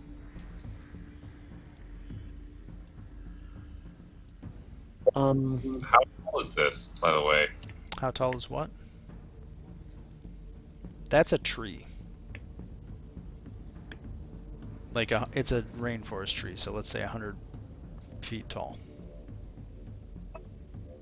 I don't know how tall rainforest trees are, but I'm assuming they're at least 100 feet tall.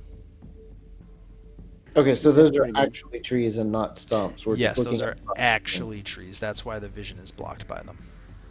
I'm tracking now. Sorry.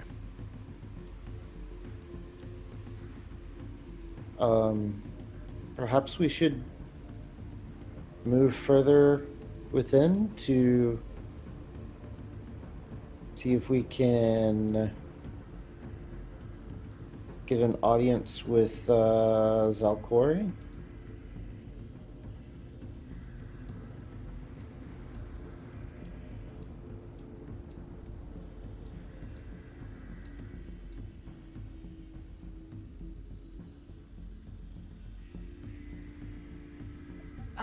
Let me.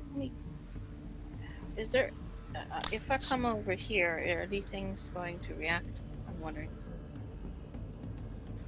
The only way to find out is to move there. Okay, I will come over here to investigate this thing here. That's weird. 1 second. It's darkness. Boom. Artifact improper imported walls. As soon as I get rid of them. Well, that's interesting. Doesn't want to get rid of them. That is like the other 2 stairwells south of you. It's another stairwell going down into the collapsed tunnel. Kind of 20 feet to your east. The tunnel is collapsed, and there's a space and then a stairway going into a wall. Pretty steep stairway,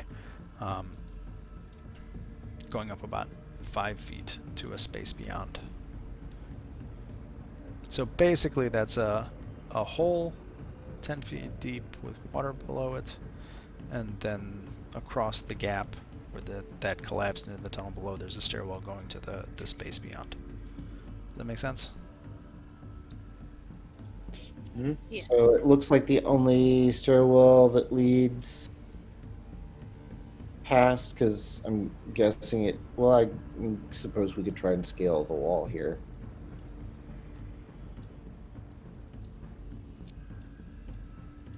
Is that a stairwell up, and would my imp have seen it when he was flying around? Yeah, that is a stairwell up. These terrain walls, man. I don't know. Terrain walls are interesting. Yep. So I'm just going to tell the party that, there's a bunch of stairways. Well, I would have seen these other stairways too, right, going down into the water and stuff. Yeah. So then I'm going to tell the party that the only stairway going up looks to be on the other side. you said these tunnels were we could get through them, right? On that side? Yeah. Or are they all? So let's see. You can get through all of them except the southernmost one on the other side. That one I think is caved in. Can his large elk make it through the through the tunnels? Uncomfortably. Well, I mean, I suppose I could just misty step myself in the elk up here. Well, I could also just send my imp over too. Check it out. I have a feature where my imp can talk to me as long as it's on the same plane of existence, so.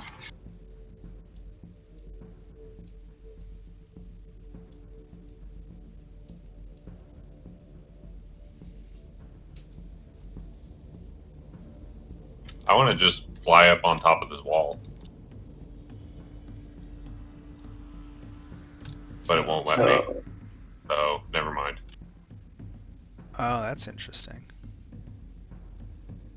It says the attempted token movement collides with at least one wall, and I'm like, well, yeah, that's the idea. Yeah. When technology and the way things work don't interact. Here, let's just...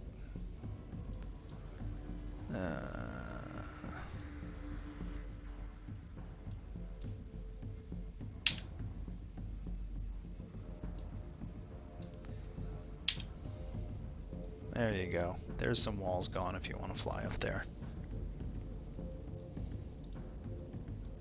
You see a little contained garden right there with a stairwell leading up out of it to the highest terrace.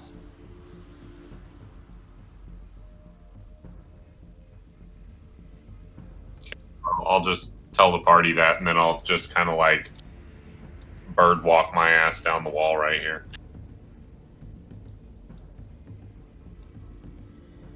Just, slow, meandering bird walk, like do do do do do do. I'm gonna move up a little bit. So you, I think, see Kellic. I think you can see something to the south. There's a big statue with a bunch of webs. And there is a large spider-like looking creature kinda on the far side of that statue. Hold on, I can't see the map right now. Hold on. You said south? Yeah, south. Oh. Yeah, okay, I see it now. Yep. Yeah. Can I do like some kind of roll to see if it seems threatening or if it's noticed me? It's not moving. But beyond that, you can just kind of see a couple of legs sticking out on the web beyond the statue. Okay.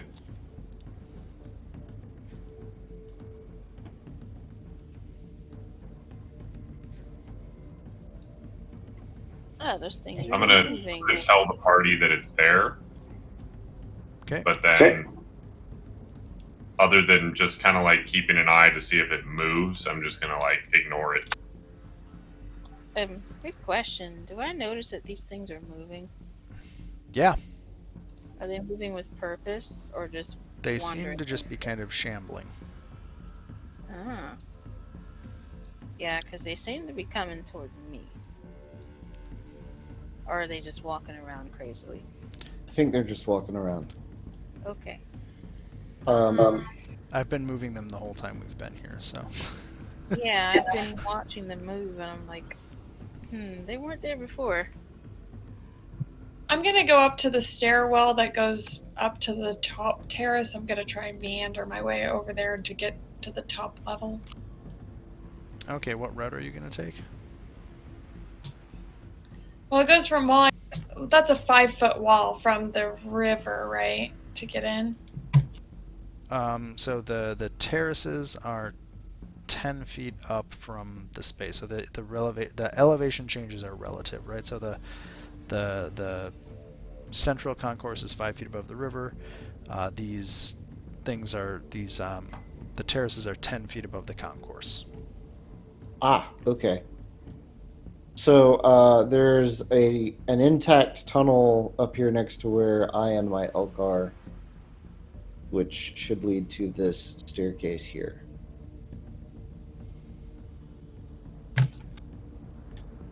Okay, maybe I'll do something like that then.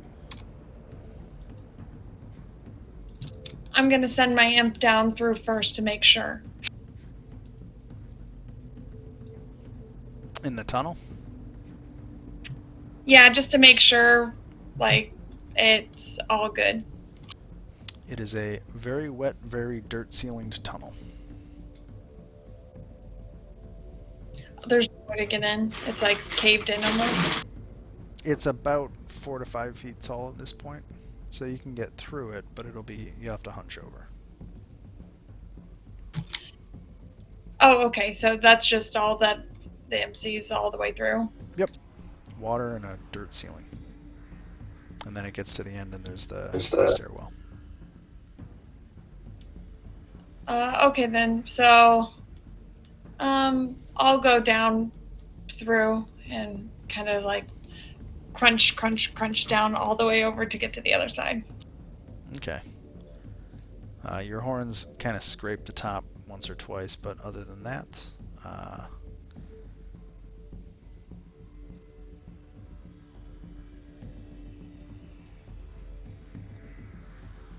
wait, are you going through the tunnel past Sebastian or the one between you and Sebastian? Is there underneath Sebastian? So there's one to the east from me. So those little archways on each side. So there's supposed to be 3 horizontal lines that span the whole thing from the center, from the archway to the stairwell. So like if I draw, this is a tunnel, this is a tunnel, this is a tunnel, that's a collapsed tunnel, that's a collapsed tunnel, this is a tunnel. Okay, never mind. I just misunderstood. So I'll go down this way to the other side. Yeah. And that was the one I was describing. So Makes sense. Okay. Sorry about that. I wasn't pointing to anything either, so. It turns out verticality on this map is a challenge in many ways.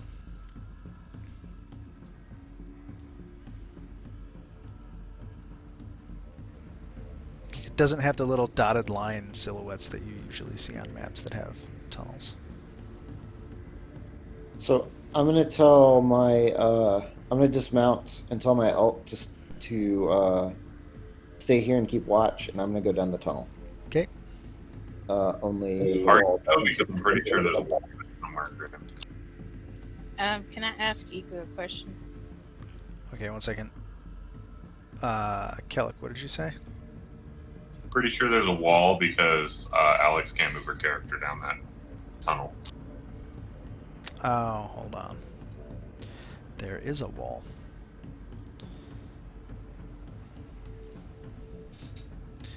I'm just going to delete all these terrain walls because apparently they are way more trouble than they're worth on this map.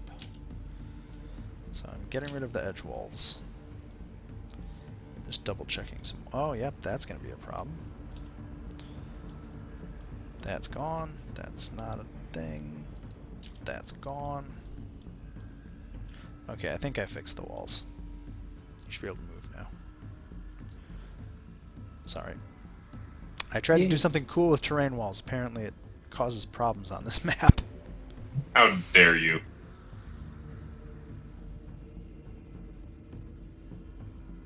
Okay, so as you guys approach that tree and bush, the small tree to the side of itself, or to the side, reveals itself as a tree that can move, and part of the bark opens up as a face.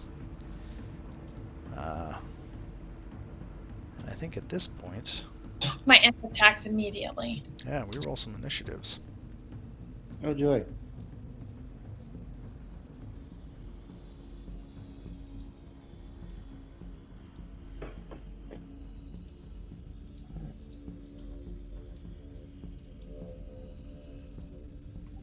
I did have a question.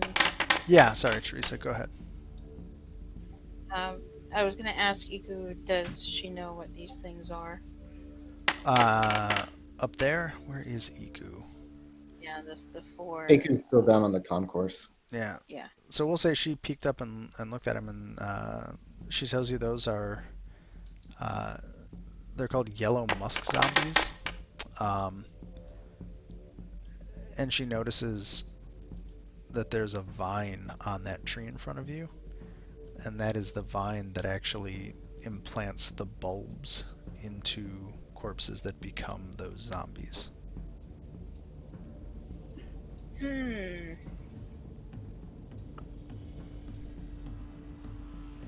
Question is, can I collect this? It only does it to corpses? She's only ever seen it implanted in corpses. But At the very least, I'd like to connect it so we can identify it later, because if it's here, it might be elsewhere in the jungle. okay. You can try. I am going to resolve, I think, this situation over here with Sebastian and Valnice real moderate. Well, hopefully. We'll see how quick it is. I'm going to throw the rest of you into initiative order just in case you guys notice that a fight starts. Where's Kellic? Be out of myself. Shit, that's alright. Whoa. What the shit was that? The 18, you bastard. Did it just reroll all the initiative? It looks like it. I have no idea how that happened. Damn it, Cram. So, because I just literally took you out of and added you back to initiative and it rerolled everybody. Either Okay. that or it resorted the list from scratch. I don't know. I'm gonna hit the button. Where's Teddy? Yeah, you had a 15 of initiative before, Sebastian, so it definitely re-rolled. Does anybody I don't- remember what they had? No. No. I have 18. Well, it Both doesn't make me and any sense. I had a 15, so. So, your imp had a what? Oh, my roll. Now it has. Okay. Well, I think everybody goes before the enemy, so I think that's acceptable. And I don't think we have emboldening bond anymore. No, you don't. Okay. So I don't see any enemies around me, so I'm just going to continue what I'm doing. Okay, so just end your turn and we'll go to... Kellic, make a perception roll. Just to see if you notice. I'm just gonna skip everything. Can I do it at advantage since, like, I was literally just up on the wall watching the garden? Graham? Yes, fine.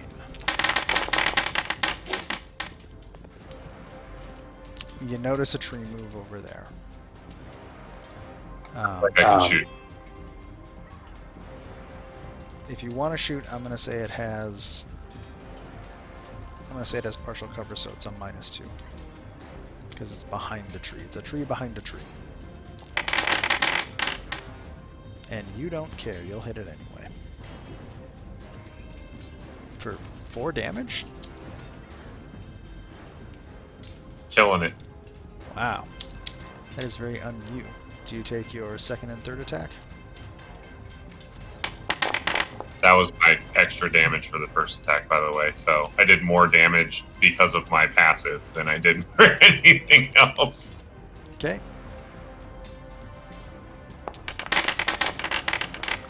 That will just bounce off the tree. Before my third attack, I'm going to Hunter's Mark it. Lol.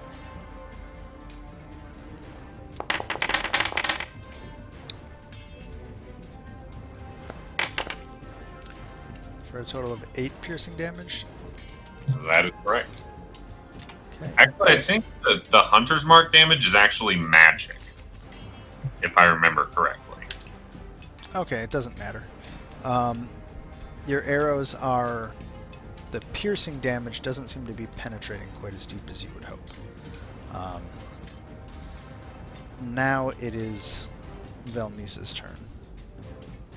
Or it's been Velnice's turn, but it's Velnice's turn. God, I just see like a million dice rolls. Okay.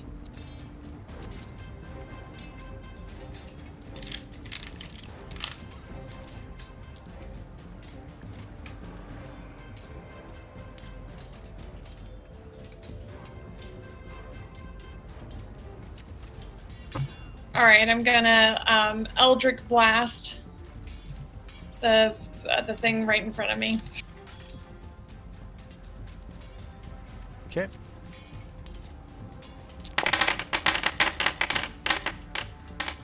So the beam just kind of sears off of the bark of this man tree thing.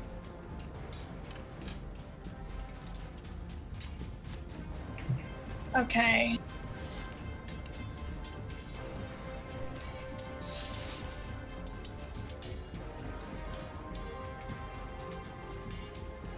So do you have a move or a bonus action? I'm gonna see if I can try to, since I'm not right next to it, it won't have an attack of opportunity on me, will it? Or since we're engaged in combat, I guess it would, right? It's a large creature, so there's a chance it might have reach. Alright, well, I'm gonna go for it anyways. I have reaction stuff. Okay. So as you step away, it will make an attack of opportunity. Alright, and as he does that, I'm gonna have a reaction. Well, you need to attack first, and then I do my reaction, right? Yeah. Reaction resolves first. Otherwise, things like Featherfall wouldn't work, because you would splat before the spell goes Oh, off. that does make sense, doesn't it? Yeah, that. Yeah, go ahead and do your reaction.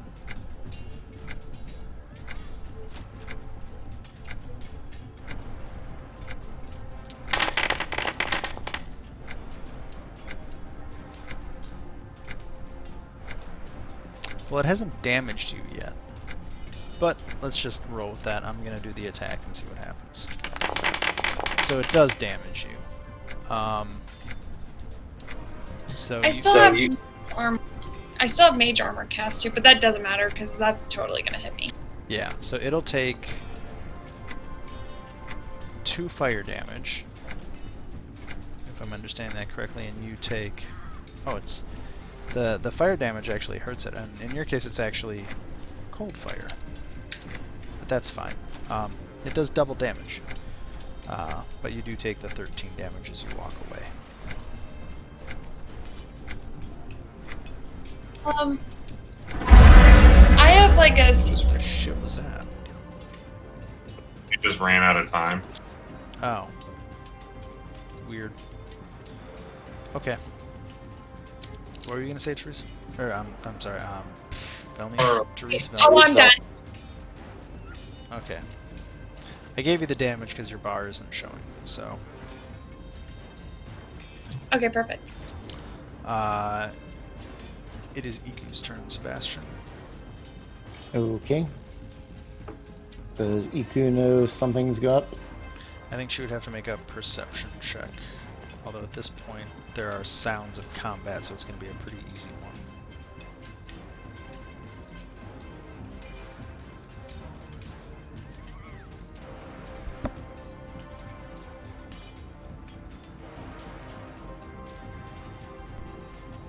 Perception of 8. I'll say a DC 5 would have gotten it, so yeah, she knows.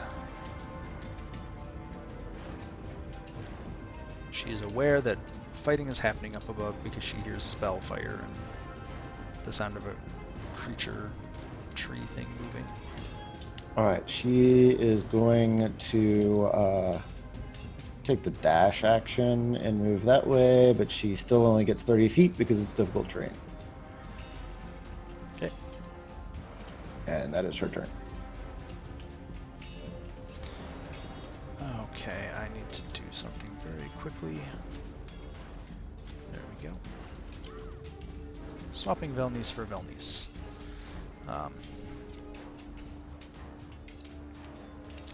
Now it is Sebastian's turn. And I'm going to attack the tree that is all of a sudden attacking.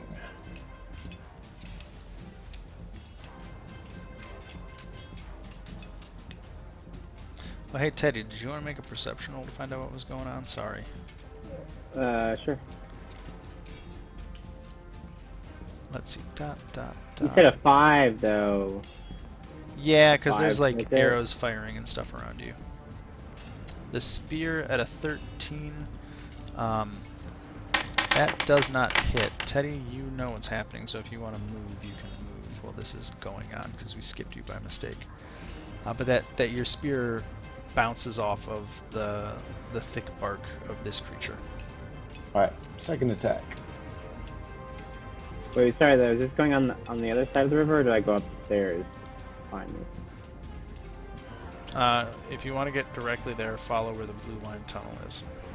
Second attack, 23, hits. It is piercing. Your damage counts as magical, right? Yep. Yep. So that lands a solid hit on that guy. And then Polearm Master bonus attack is not going to hit. That just the wood haft of your spear bounces off of the wood trunk. Boom. Alright, in turn. It is the Ravenla's turn. What is it going to do? Let's see. Cool. So it can either do that or the other thing. Oh.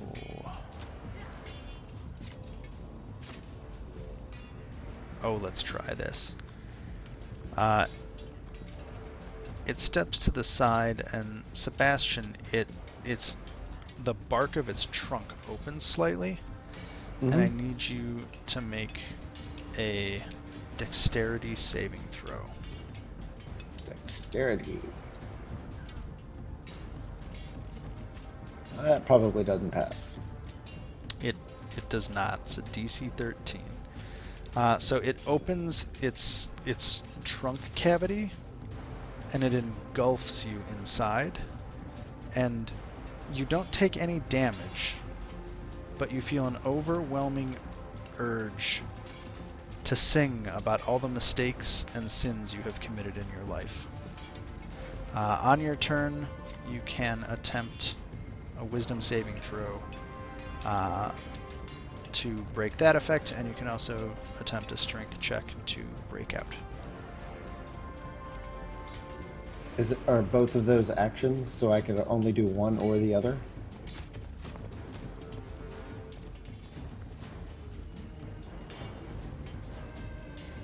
So you can still make melee attacks. You just have to keep, if you fail the wisdom save at the beginning of your turn, you are compelled to sing about your misdeeds, mistakes, and sins. You can't cast spells that have a verbal component.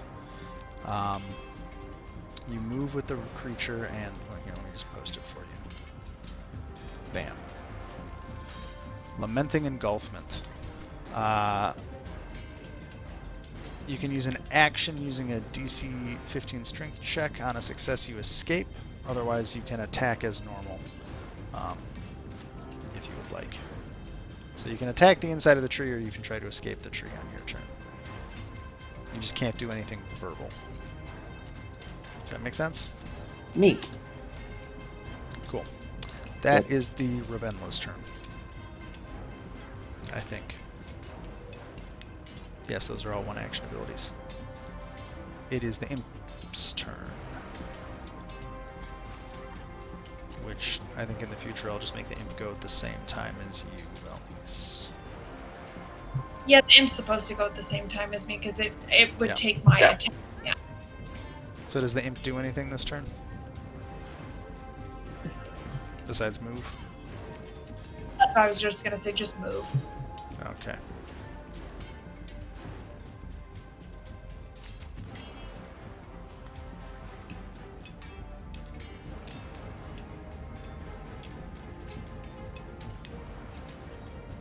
Hold on.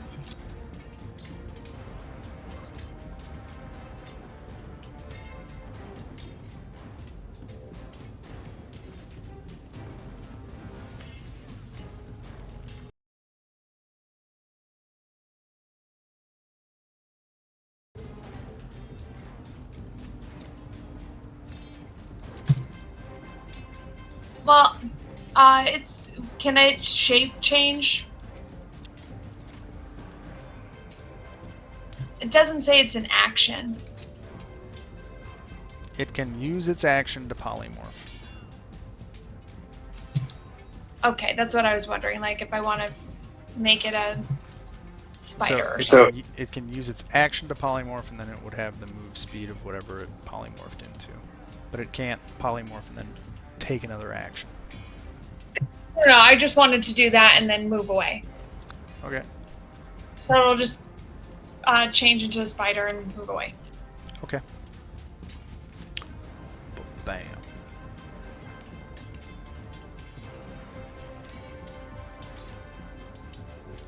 Then I think we go to Teresa. Round 2. You're still busy investigating that musk creeper frond. Yeah, I mean, do I see that thing across the map? I mean, at this point, make a perception roll.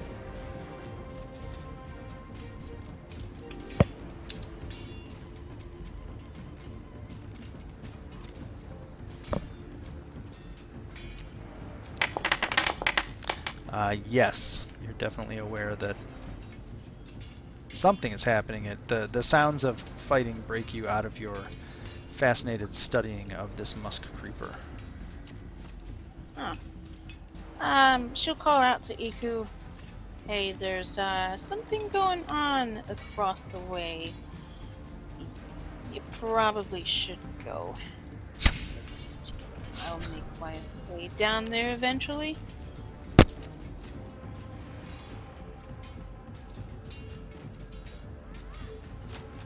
Okay, Iku's already running, so she just kind of... It's like, okay. Let's see here. I'll come over here.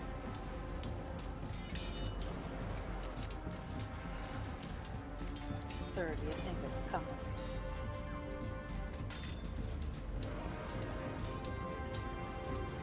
And I just want to close it. Never mind. Okay. So, from where I am, what I will do is... This is going to be some steep stairs. I'm sorry. I'm just thinking about the verticality thing. I mean, there's an off chance I messed up the verticality, but I'm just rolling with it right now.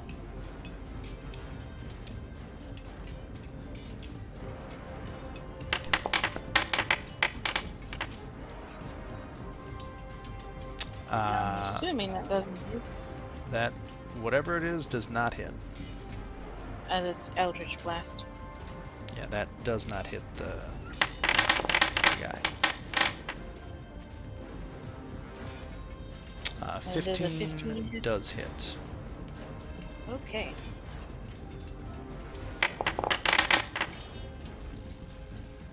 For 9 force damage. It's weird how it rolls that. Anyway. Okay, yeah, that knocks a whole bunch of bark and even a little bit of the actual wood of the tree off of its hip.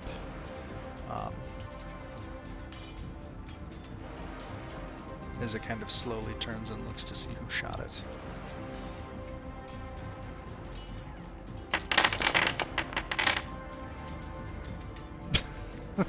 Is that your turn, Teresa? Yeah, that was. Oh, it switched over? Okay, sorry. I don't get a sound when that happens. That's weird. A 10 misses.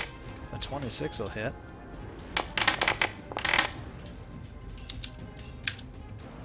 Let's see here, and then 1 bonus damage from the hunter's mark. So your arrows are hitting him, but not really digging in too hard. So that was attack and attack, so I think...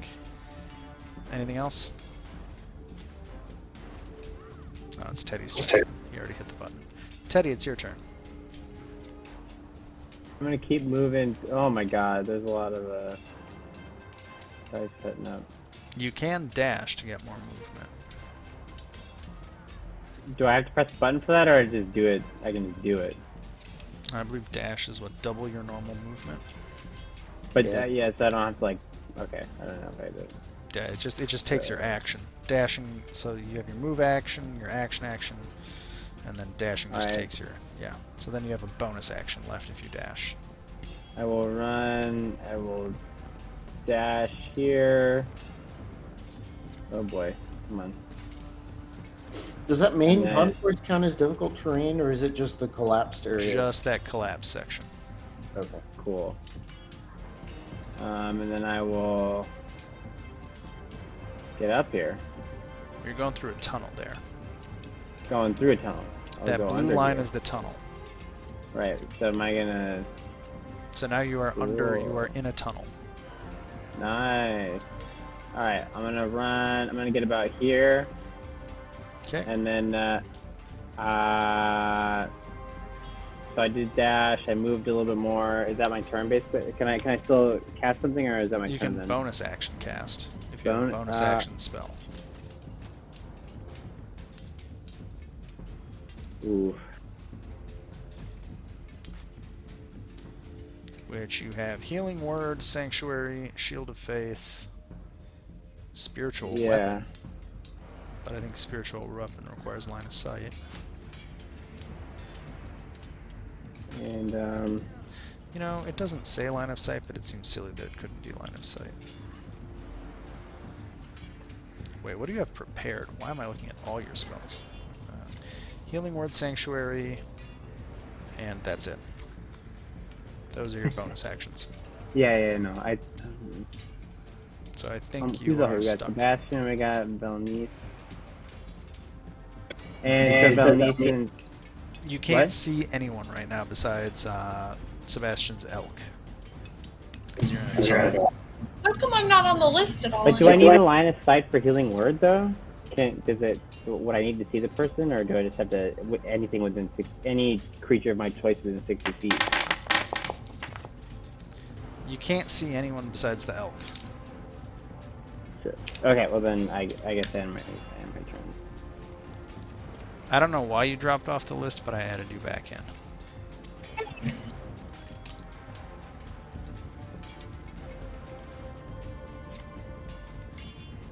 Cool. Belnice with Iku on deck.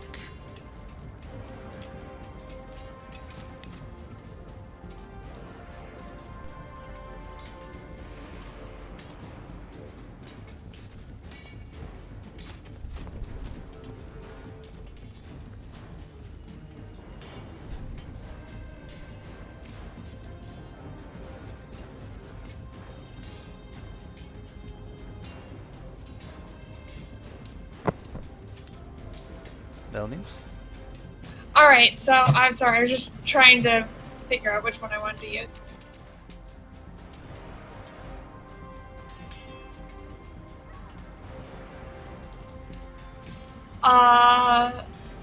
I'm going to cast Chill Touch.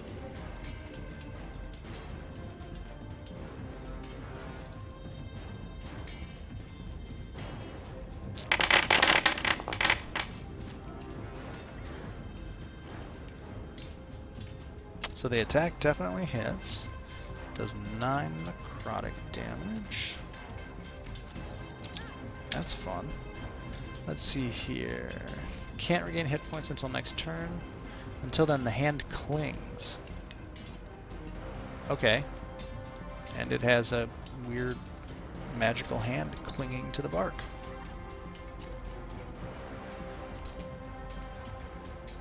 Sweet. Oh, the hand is the indication that it can't heal. Do you move or take a bonus action?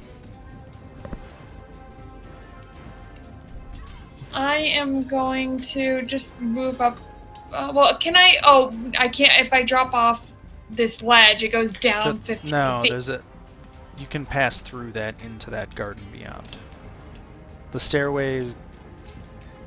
This map elevation is killing me a little bit. Yeah, so you can go through that doorway into that garden space beyond. Oh, okay. So then I can like walk through the garden and go up Yes. the other steps. Okay, okay. Yeah.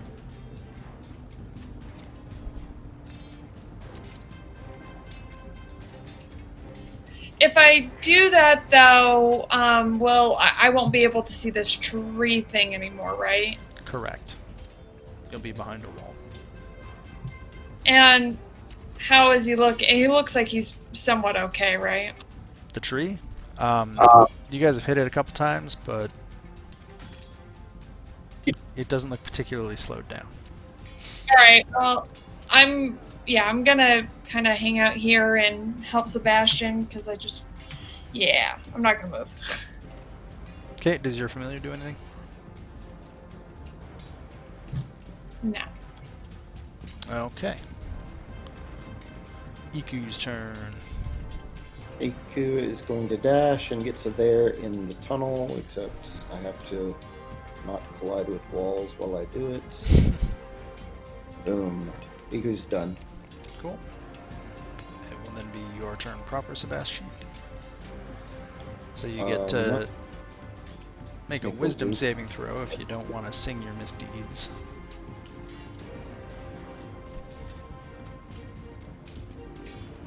It's a DC. Nope. So you are singing all of your... You're singing about things you have done badly. Or poorly. You hear muffled, woeful singing from inside this thing. Meanwhile, I'm going to attack. Okay. I'm gonna say just... Okay, fair enough.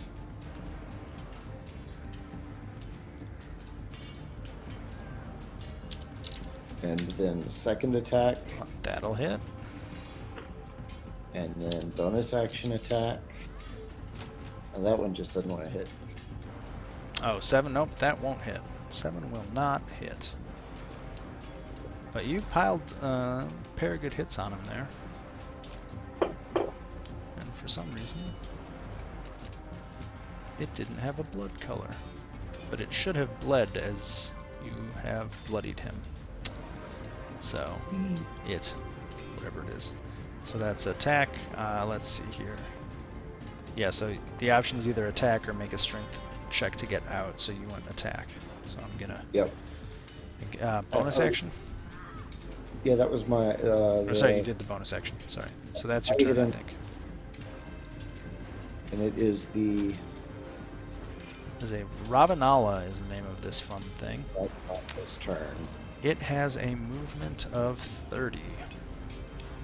So 1, 2, 3. You're stuck inside. Yep. It is going to attack you twice, Velnice. And let me find its attack. The first attack is that. Ow. I'm pretty sure that hits. For 10, Yeah. so one tree branch just slams into you, and then a second tree branch, I'm assuming, also slams into you. So it is just wailing on you at this point. And that is the Ravenla's turn. Skip the imp. Teresa, top of the round. Okay.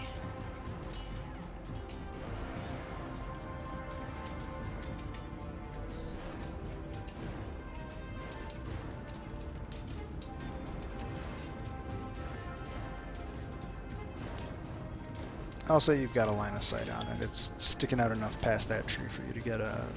It's probably a -2 to hit Yeah. because of partial cover. Well, I mean, my feet was covered. I was just wondering if I was going to hit Iku or somebody. Iku is underground, so they're Oh. Iku and Teddy are both underground here. Well, then that takes care of that.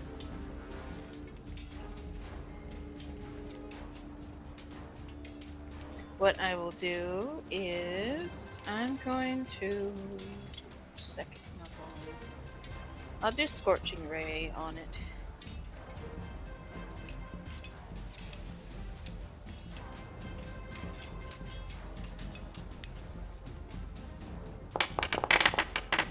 That'll hit.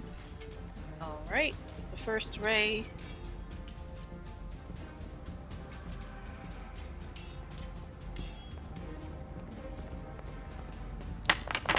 That's good. And that's a crit. And how do you roll damage when it's crit on this program? I don't know why it's not rolling damage when you cast the spell. Yeah. Because most attacks, it just rolls everything. So let me... Let's do it. Because this is Scorching Ray. Yes, please. Because if I do it, Yes. I'm just going to see what happens here. That's what happens when I roll Scorching Ray. What'd you press? The die by the icon. Oh, I don't. Let me try it for the third one. Okay, so the third one misses, Yep. but the first two hit. Okay. So damage would just be rolling the damage die twice, I believe. Well, 3 times because 1 was a crit. Yeah, so 1 and then 2 for the crit. Yeah, because it's, let's see, it's 2d6 for each, so it's actually 2d6 plus 4d6. Yes. And then you upcast it. So okay, yeah. No, second level.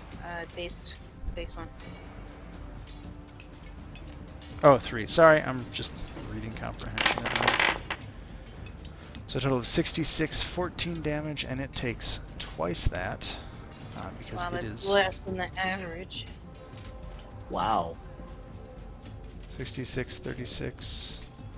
Yeah, that's unfortunate, but hey, it gets doubled because it's weak to fire. So Cool. you do a bunch of damage to it. It is starting to look pretty beaten after that. Just pile of fire flew into its bark. Some of the fronds are burning and falling off around it, and its bark is all crackling. It does not look happy.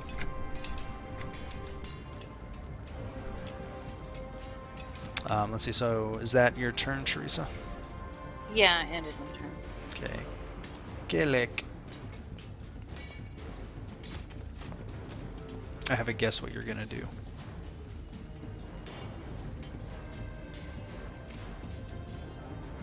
Move. What? And then I'm going to shoot it. Oh, okay. was worried.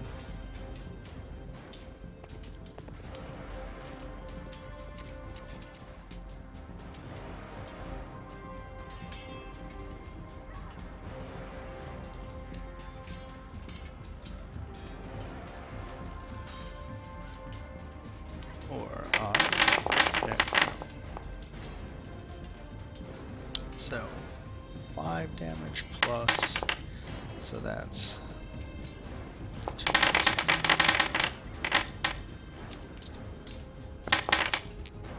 that's 2. Actually, your first attack didn't hit, sorry. Your first attack bounced off. The second attack hit. Damage has been the same. So, yeah, 2 plus 2, okay. You rolled 2 1d4s. Yeah, the first time it like froze, Okay. and then we clicked it again and it rolled it again. So that would be a total of 6, 3. No, 6. No, 2 plus 2 is 4, which is what I gave you for the first one. I gave you 1 more damage because I didn't do that right. There you go. So the second attack hits. The first one bounces off of that charred husk of the outside of this guy. Hooray. Teddy's turn. Sorry, Kellic, something is finally resistant to piercing damage. It's okay. I actually fought one of these in one of my other campaigns, and I was also a ranger, so... So you know exactly what you're up against here. Yeah, I'm just like, fuck it. It is what it is. Where am I? We go up here, 25 feet, and then my 30th foot will be here. And I will do so. Valnice and Sebastian are out, and then Iku is out as well. Iku's in the tunnel. Oh, Iku is in the. Oh, okay. So you can see Valnice. You can't actually see Sebastian because he's inside. Inside the bad thing. He's inside the thing. Oh, Valnice looking pretty rough.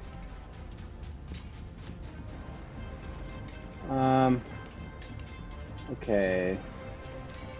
I'm gonna do. Let's see. Do that.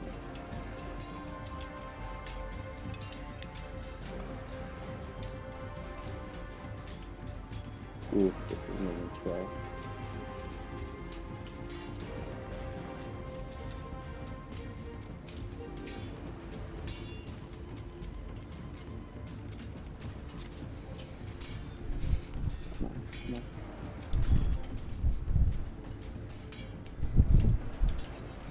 If you're looking at spells, you might just want to look at prepared spells. No, I know. I'm just my computer's kind of pooping out on me a little bit.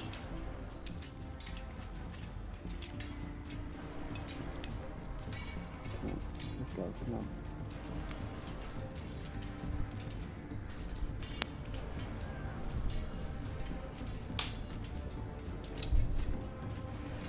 Always nice on you.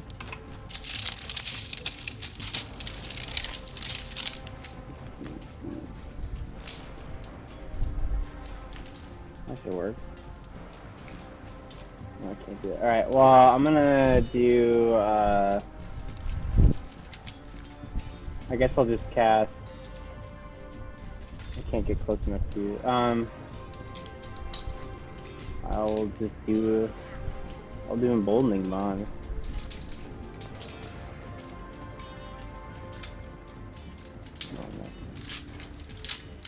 What are you putting it on? Valnice, since I can't. She's the only one I can see. Okay. Can you put it on yourself? Yeah, I guess myself as well, yeah.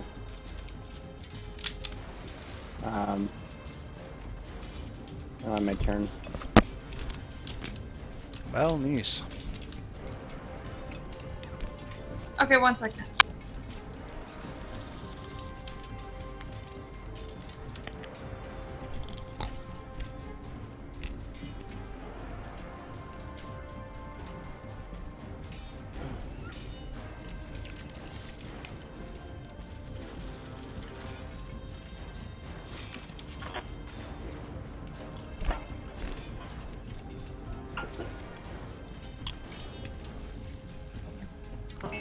You know what?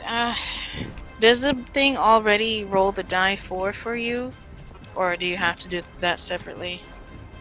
The what die? The die for bless or emboldening bond. I don't think it'll automatically add it. Okay, all right. Like I can throw icons on, but I have not tried to set up like conditional targeted spell casting stuff because I feel like that'll just. I feel like it's more of a hassle than not.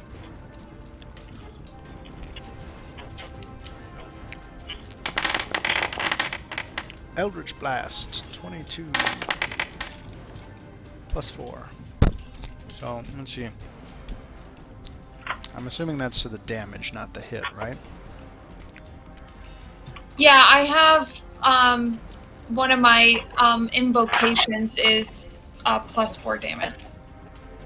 Okay. Yeah, okay. Just +4. Sorry, I rolled a d4, but it's just +4. It says. Yeah, the emboldening bond is only on an attack roll. Yeah, Yeah. that's right. Cool. You blast that guy.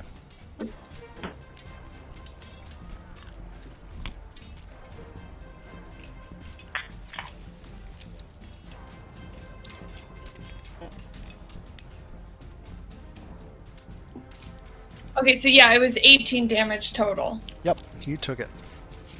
Okay, just making sure. He gets in another attack of opportunity though if I try to run, right? If you move, he may take an attack of opportunity. The Eldritch Blast damage roll already has a 4 added in it.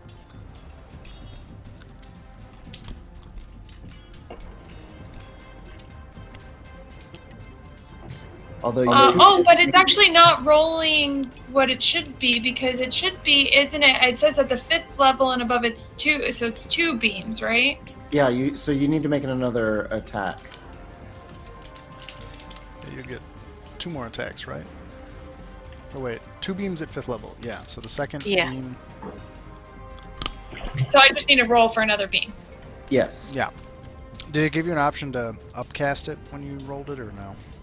It's a cantrip. No, it didn't. Okay. Oh, cantrip, yeah. Weird.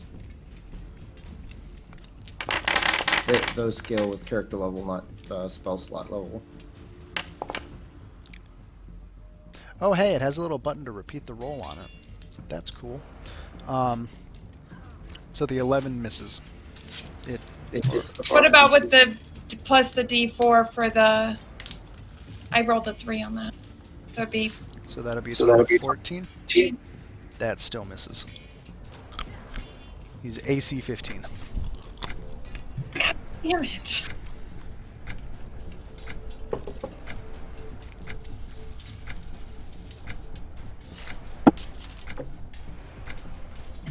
Okay, that's all I can do. Okay. It is Iku's turn. Iku's gonna dash, come up the stairs, around the bend, and get to there and end her turn. Okay. It is Sebastian's turn. I will attempt to stop singing. Wisdom saving throw. I think you passed. It's 13. Cool, I stopped singing. And I'm gonna attack this thing. That one misses. I will attack again. That one misses. I will bonus action attack. That one... Wait. That was just damage. How did I only do damage? Weird. That will... Why? What is your attack bonus? 3 plus 3 plus 1, so 7? So you're... I mean, none of those would hit anyway, even if they were attack rolls. Well, yeah, but that's because it's based on 1d4. Yeah, that's a problem. Why? What type of roll? Normal. And it's not doing an attack roll. I wonder if I broke something somewhere along the way this week. So let's just do this then. Man. Hey, that'll hit. Alright. We'll take the first damage roll, I guess. Weird. The first damage roll was 8 magical bludgeoning, right? Yeah. Yep. Because that was working last week, right? It worked last turn. You lucky son of a bitch. You killed it. Cool. You spear up into its head from the inside. And you know what it didn't get to do next turn? What's that? That. Heal for 70 hit points. Yeah, that's a big deal. Heal's a very good spell. So you smash your way out of it after you spear up into the top of the trunk head bit. And that is the end of combat. And I think that is a good place to pause for the night before we delve into the higher terraces of Nangalore. Sounds good. I think looking at this map a little bit more, all of the height indications are off of From ground?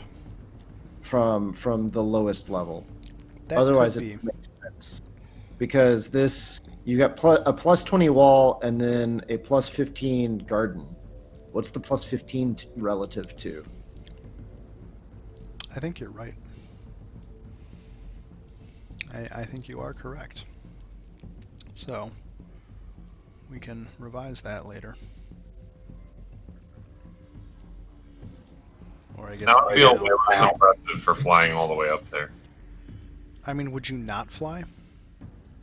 I mean, I still would. It's just less impressive. Oh, less impressive. Okay. So, apologies for that. No, it's all good. Yeah, I think I interpreted it that way because I wanted it to actually be like... Yeah, like more vertical than what it actually is. Yeah. Also, I guess I built this with the Ravenla added in to make sure that the combat had some sort of challenge in this area. But that's just me. Well, the Ravenla was certainly interesting, but I think only one person actually felt super threatened. Because if all it's gonna do is grapple me and make me sink, I'm not terribly scared. I can still attack. Well, I didn't expect just 2 of you to run off to the side. And then I was like, okay. I was worried at first when it was just Velnice, because I was like, oh god. If I attack one turn, I could theoretically kill you in one turn. Like, welcome to the game! That would be bad. Don't write that backstory just Welcome to the game, fuck you, bitch! yet. But I do love that engulf and make you sing your sins ability. I think that's a fantastic little... It's a way to take somebody slightly out of combat, but not completely, and also do it in a flavorful way. So I saw it in my book, and I was like, I'm taking it. Yeah, the one that we fought in my other campaign, we had a warforged cleric who like had a like summoned weapon that was like attacking it separately, but when it engulfed him, like it would suffocate you as well.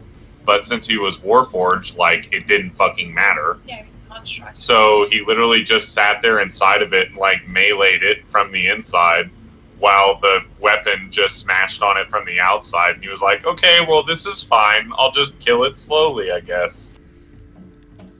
Okay. Velnice, I feel bad because I didn't say this, and I didn't even realize it till halfway through the fight, but this thing has an intelligence of 12. So that's awkward for me. I'm just going to pretend it didn't. Aku is going to heal Velnice for 10. Cool.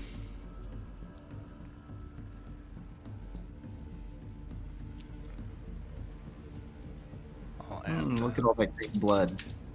right? Green blood. Thanks.